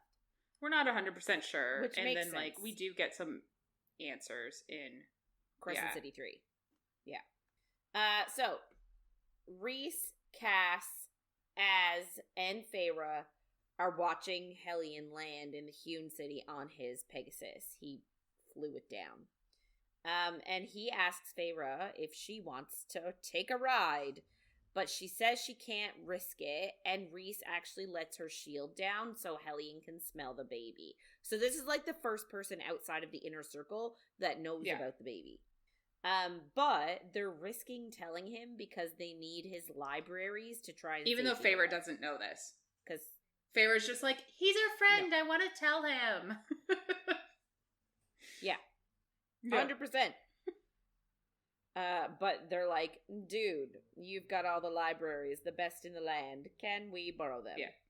But, like, so now Hellion also knows that Feyre's life is at risk before Feyre knows.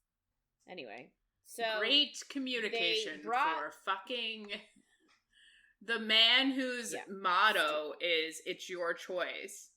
Sure. Good job. But I guess it's different now that she's made the choice to be with him. It's true. Yeah. No more choices. That was your choice. That was your one choice. They brought Hellion here because they want him to look at the two soldiers that they brought back from the bog. And so he looks at them because he's a spell cleaver, so he can figure out spells and curses. And he says that, like, they aren't cursed or enchanted or spelled. It's like there's a fog on their brain, but there's no thread for him to, like, snip or unravel, which is sort of how he usually undoes spells. But he does say that the fog or mist is what's swaying their mind, and they bring up, like, could this be something that the crown of the Dread Trove could do? And then they just tell him everything that they've... Yeah, and he's like... That, like, they've been doing. Oh, now that you tell me, I remember it. Yes, yeah. Because, again, it's sort of spelled so that people don't remember it. So as soon as they sort of say, what about this? He's like, oh, yeah, like, that could do it. So they tell him everything. They don't mention Baron visiting Briallen because they don't want Eris to get involved or uncovered. Yeah, which is nice of them. They try and figure out what Briallen's next, like, steps would be, or, like, what her motive would be in sending the soldiers to the bog. Like, why would she do that? Was she scrying for the Dread Trove and, like, knew it was there and sent them to look? Did she send them there because she knew that Nesta and Cass and Az would be there and sent them there to, like, attack them? Like, they don't understand what she's doing. Which I feel like it's not that hard to figure it out. Like, I feel like she knows, she somehow found the crown. She can probably even use the crown to help her find the other objects. Like, yeah. So. Yes, that's true. Hellion then asks if he can see the mask, and Feyre asks if he'll show her how to ward the mask so it can't open the door for people, because it let Nesta right in, even though Rhys warded it, and Nesta just, like, waltzed in. So Feyre's like, maybe if you do it or show me how to do it, we can prevent that from happening. However, instead of showing Feyre, he shows Nesta how to ward the mask. So she shows it. They show it to him first. It was covered, and they uncover it, and he, like, can't stand it. He needs it to be covered up, and, like, it's an uncomfortable magic that, like, leaks out of it, but he just finds it, like, absolutely unbearable. unbearable, yeah.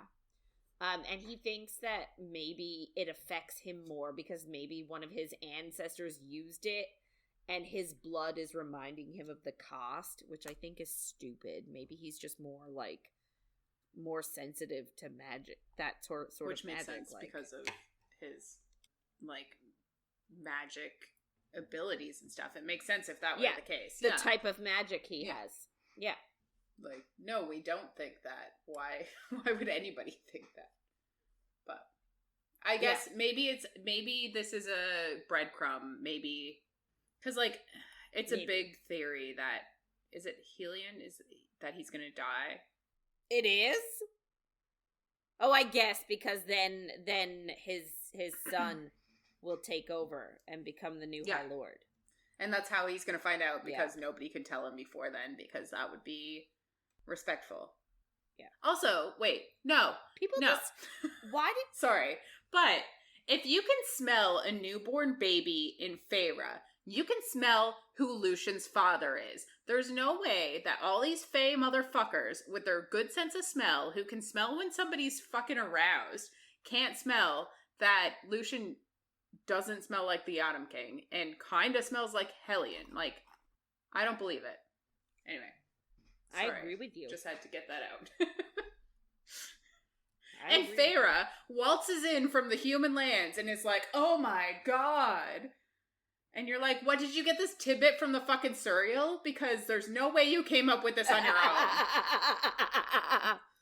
No fucking way. It definitely was. She got it from the Suriel. We didn't see it. And she was like, I'm going to tell my mate and he's going to be impressed. It's one of those times they stopped. Yeah, exactly. I would have liked it better if the Suriel told us. Because I'm like, Feyre figured it out. She's smart in her own way, but yes, thank you. I was like, how can I say this? In her own way. I don't think that I don't know, maybe I will give her that she grew up not being able to read, so she had to realize things in different ways than most people. So actually, fine.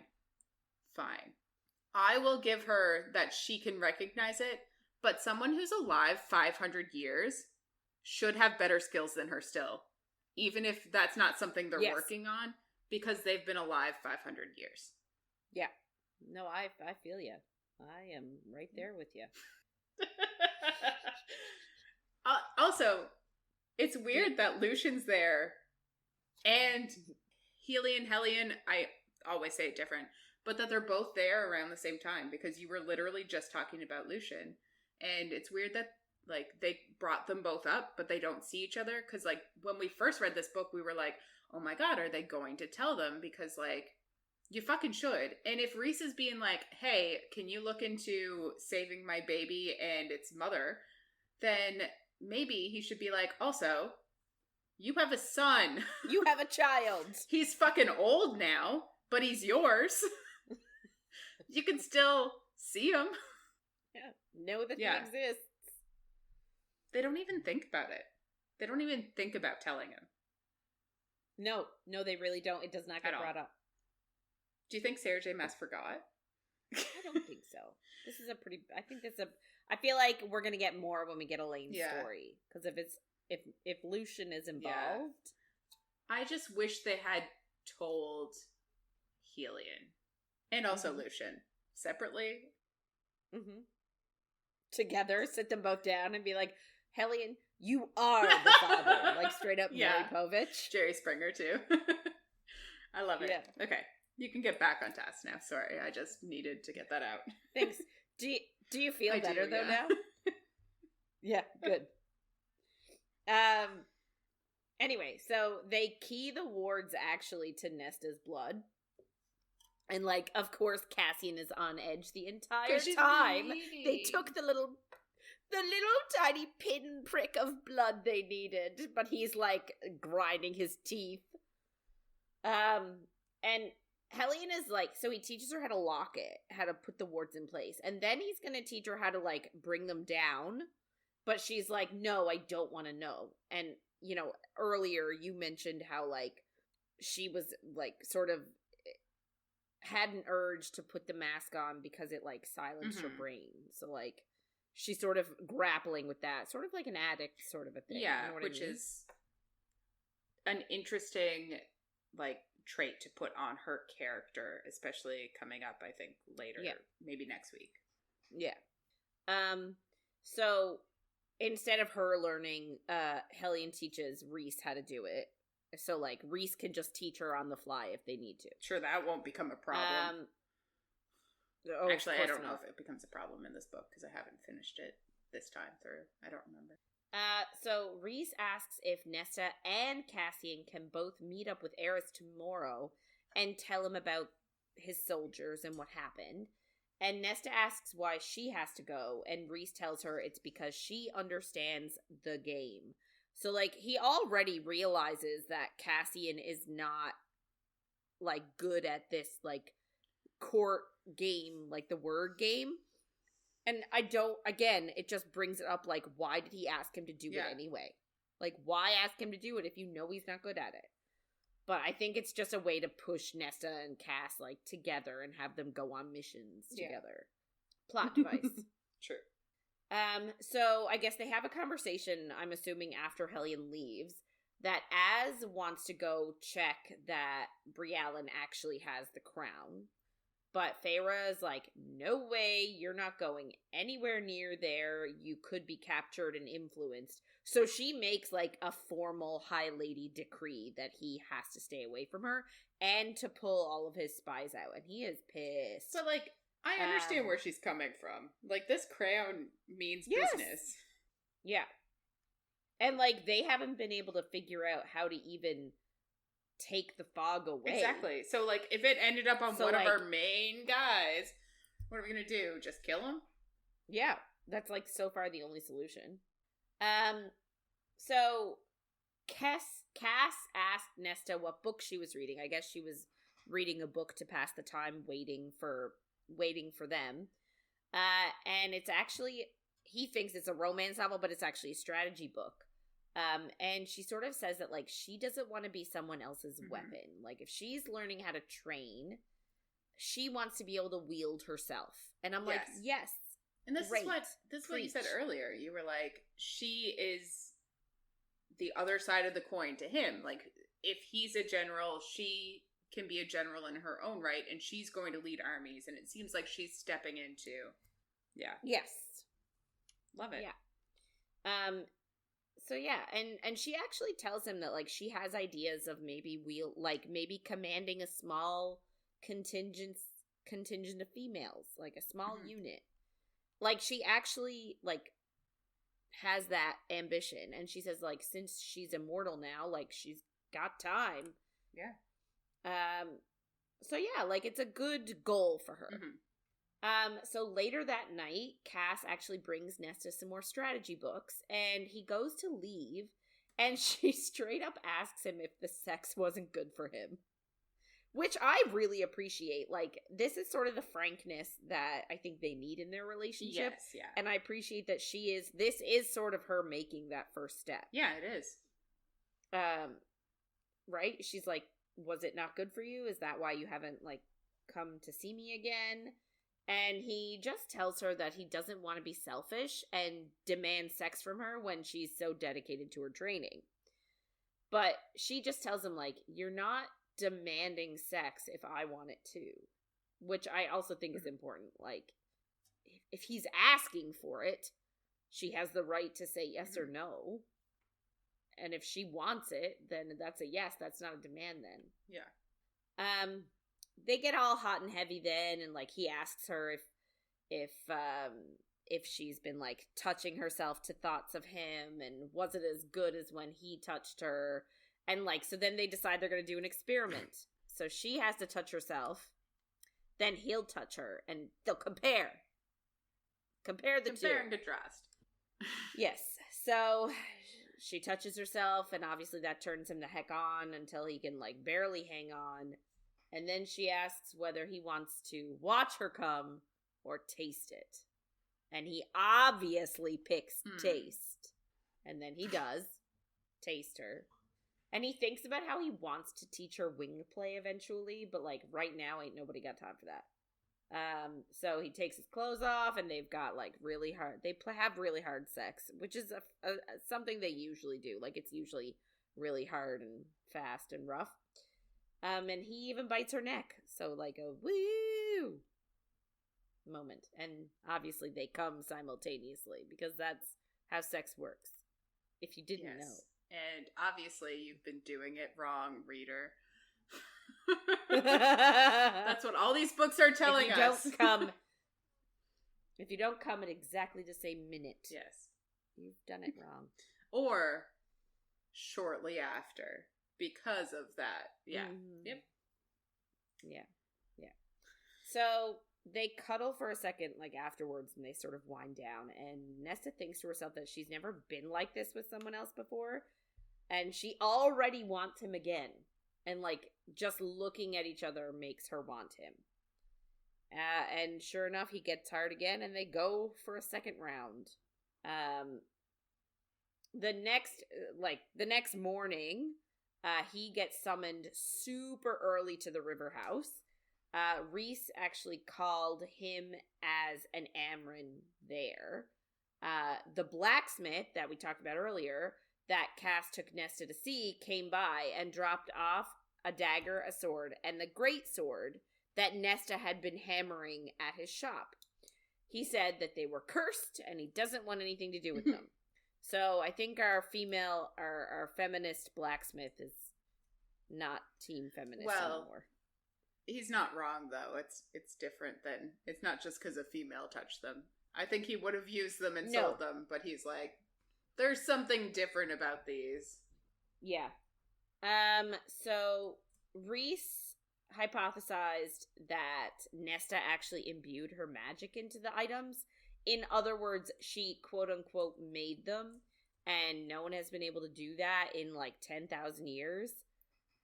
Not since Gwydion, which disappeared when the rest of the trove went missing, which is obviously a Crescent City reference. Yes, and it gets more obvious next week. Yes. But, again, we're getting real into some Crescent City lore here. So Gwydion apparently belonged to a true High King who was betrayed by his queen and general.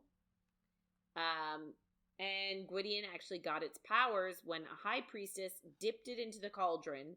When Nesta's magic touched the blades while they were hot, her magic went into.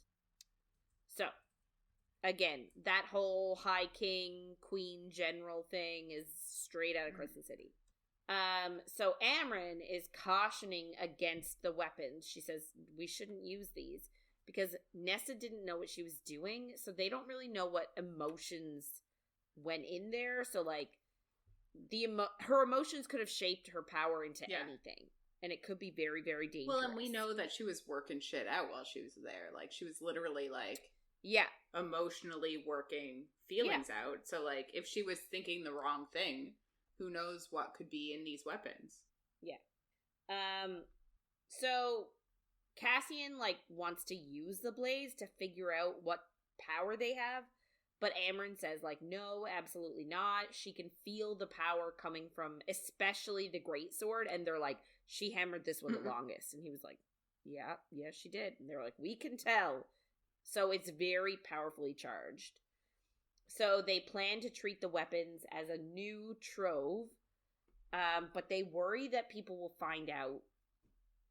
And they worry that it'll, like, that people will kill her. To stop, like... a new trove existing. To stop her. Yeah. So, they also worry that they could possibly kill the inner circle to capture her so that she will make more magical items. Really, though? Yeah, and it is like a possibility, but they're all terrified, but Cassian is just like in awe of her, and he's like, she can make and create anything. And he just sees that as a positive. Sorry, all I can think about is she can create a baby for him. Oh! Sorry, that's all that. Yikes. That's all that could happen in my brain. Anyway, so Amren doesn't want to tell Nesta what she can do. Because she thinks there's a chance that Nesta will, like, get annoyed with them or get mad at them and make something out of spite. And, like, a part of me wants to be like, Amren, like, shut up. Yeah. But a part of me, like, I get it. She's thinking of Nesta as, like, sullen, depressed, push everyone away, be a straight-up bitch Nesta. Yeah. We have obviously seen Nesta's growth already. She has not. Yeah. So, you know, I just feel like we've seen the growth, Amren hasn't. So if I were Amren and I didn't know how much Nesta had improved, I would say something similar. Mm-hmm. But knowing that she's improved, I would have trusted her with it. Yeah. I just feel like there's obviously a theme of keeping secrets. Yes. So, like, a big one. Like, why is this a theme? I don't know. I don't have the answer, but it's just interesting. Yeah. So, like, I guess the thing too is that, like, so Cass wants to tell her the truth. He's like, what if she makes something by accident? Like, we should tell her. She made all of these by accident. Like, what if she gets a passion for blacksmithing and then just goes on her own and starts blacksmithing all around? Oh my god, can you imagine her making some, like, horseshoes? Oh, the poor horse. Sin. Yeah, it's a good thing it was weapons and wasn't, like, I don't know. It could be anything else. It could have been, like, cutlery. I was thinking, like, armor, too. But, yeah. I was also thinking Knight's Tale. A Knight's Tale when gets his armor done by a woman. Yeah. And she's like, oh. And it's Nike. She's like, I'm the Nike predecessor. Yeah. So good. Yeah. Anyway, so Cass, like, just says straight up, he's like, I can't lie to her. Like, I'm not gonna lie. And Amren's just like, don't lie, just don't tell her. Which is, like, Amren's personality. She's like, that's not a problem. You don't need to not lie. Like, yeah. It's not lying. It's just not saying anything. Didn't we go through this in Mist and Fury when Feyre lost her fucking shit? Yeah. No, you'd think they'd all have learned a lesson. In 500 years of being alive, like, I get that people are human, in quotation marks. But if you've been alive that long, for fuck's sake. Anyway, sorry. Anyway, so Rhys sort of, like, backs Amren up and says, you're not telling her. But Asriel actually then agrees with Cassian and says that this is not something they should keep from her. Which makes sense. They, too, are spending more time with her. They've seen her growth, so they sort of know how she'll react. But then they're like, why don't we ask Feyre? She'll be the deciding vote. So Amren orders Rhys to put the weapons away, and then she's like, I'm going back to bed. So after she leaves, like, Cass is still annoyed with them for wanting to keep it from her, but he sort of goes from High Lord business to personal stuff, and he tells them that he can't find anything to help Feyre with the baby. Apparently he reached out to Miriam and Dracon. They do have children, but apparently Seraphim wings are flexible and rounded, whereas Illyrian wings are super bony and not flexible, and they're pointy because they're bat wings. So they have no chance. Which is weird, because I sort of thought that Illyrian wings would have less bones in them. Yeah, they seem more rubbery, almost. Yeah, and, like, in between the bone that holds them together is, like, thin, like, you know, almost see-through. It's not material, obviously. It's skin, but, like, there's no substance to it other than those bones. Whereas, like, seraphim wings are, like, sort of like bird wings. So you would think that they have, like, musculature. They've got, like feathers. Like they seem thicker and more substantial. Do you think they just lay eggs? Because of their bird wings. Yeah! Funny. Yeah. That's I assume that's why I'm not assuming evolution, but like they lay eggs because it'd be hard to lay a bird. Actual birds lay eggs because it'd be hard to lay a bird, but who knows?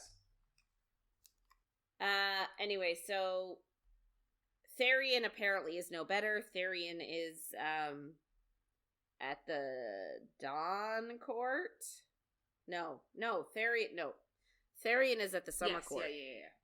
So apparently they have a race of people that are peregrines, and they have their wings have similar structures to seraphim. So their healers know what to do with those types of wings, but not Illyrian wings. And I'm just like, so does every single High Lord now know about Feyre except for Feyre?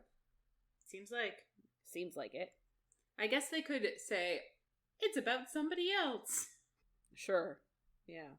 So Feyre obviously still doesn't know that the birth is essentially a death sentence, and Rhys doesn't want to take, they're like, why aren't you telling her? You should tell her. And Rhys just says he doesn't want to take something that has been such a joy to her, and replace it with fear.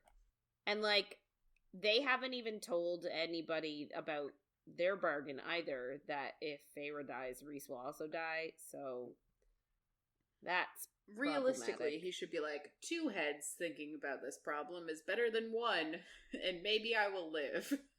I feel like if they're all 3 of them are insured death, just let Feyre grow her fucking wings. Let her do that small bit of magic. Is it not better for her to try and potentially kill the baby? Or is it better for them all 3 to die? For sure. Yeah. Because the way they're talking about it, they're saying that there's nothing that they can do to help this. Feyre and the baby are both 100% going to die. So, in my mind, letting her do that little bit of magic might save both of them. And it might risk the baby, but it could be absolutely fine. So, isn't a chance of absolutely fine better than 100% you're going to die? Yes. Anyway. So, apparently, after Hellion left yesterday, or before Hellion left yesterday, and, Rhys pulled him aside, and, begged on his knees for Hellion to find something helpful in his library, and he was like, any available researcher and scholar I have will look for something, so, I'll help you out, dude. So, at that point, Cass is like, I'm gonna change the subject, and he suggests they all look at the great sword.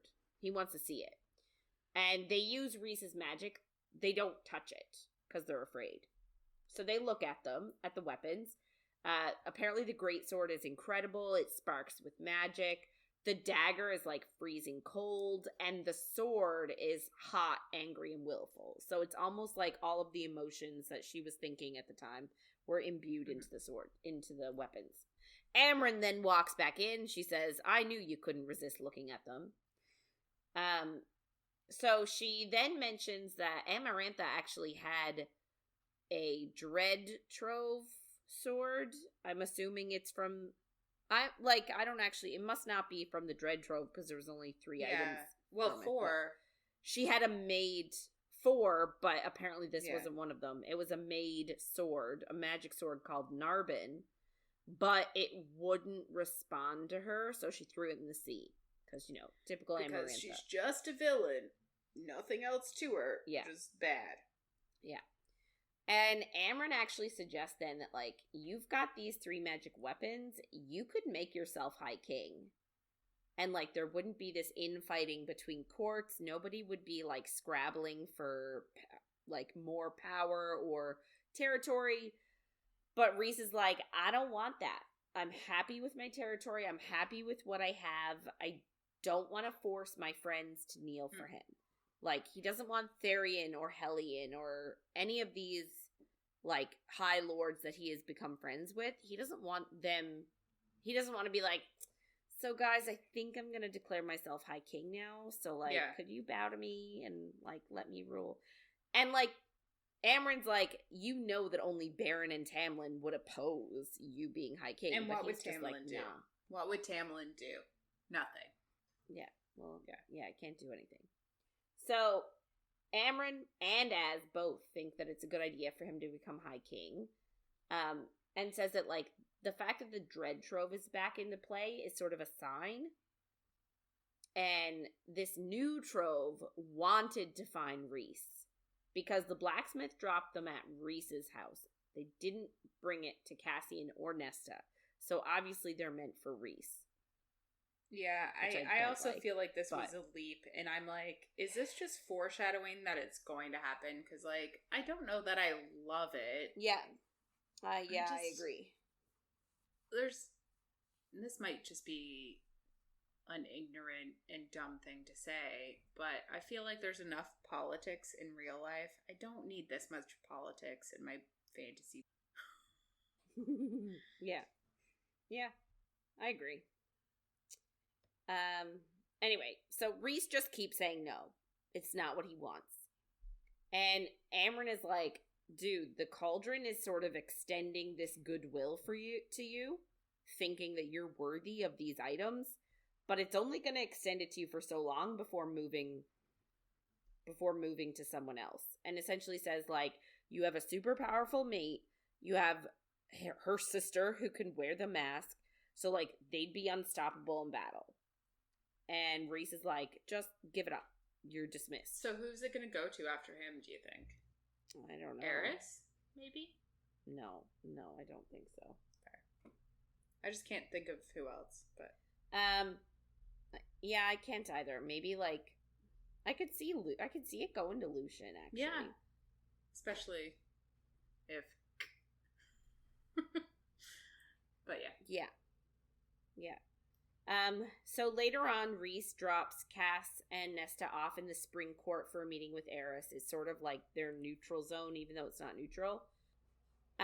So they have this, like, cute little bonding moment where they both admit that they have seasonal allergies.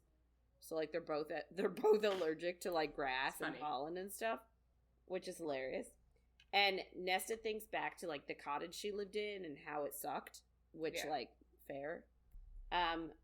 So then she says something about Eris being an asshole, and then he, like, appears behind them. So, like, he obviously heard her call him an asshole.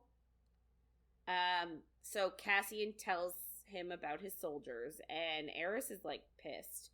He, like, calls Cassian down to the dirt and suggests that obviously he's just a brute who enjoys killing, and he only saved those two at the end because he was caught up in his bloodlust, and he doesn't hesitate in ending lives, and he likes killing so much, and he's just an ignorant brute, and blah, blah, blah, and just, like, all of it really, like, affects Cassian because, like, he doesn't like killing. He doesn't like ending lives. And, like, he has said before that he remembers the face of every single person he's ever killed, and it stays with him. So, like, he's not unaffected by death.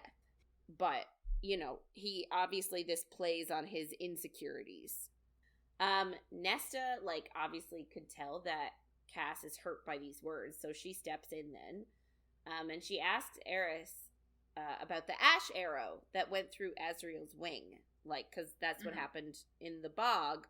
Azriel was shot with an ash arrow. So, like, how did his soldiers get ash arrows?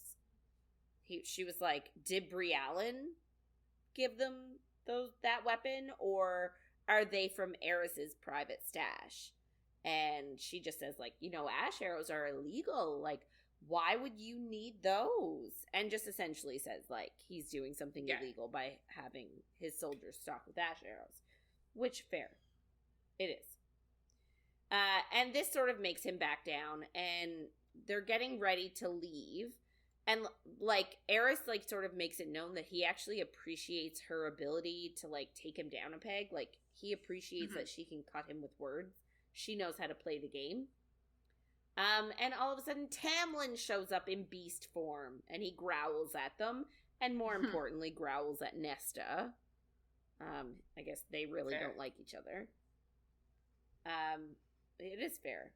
And she decided that, and her thoughts on Tamlin is that, like, he came and took her sister and mistreated her.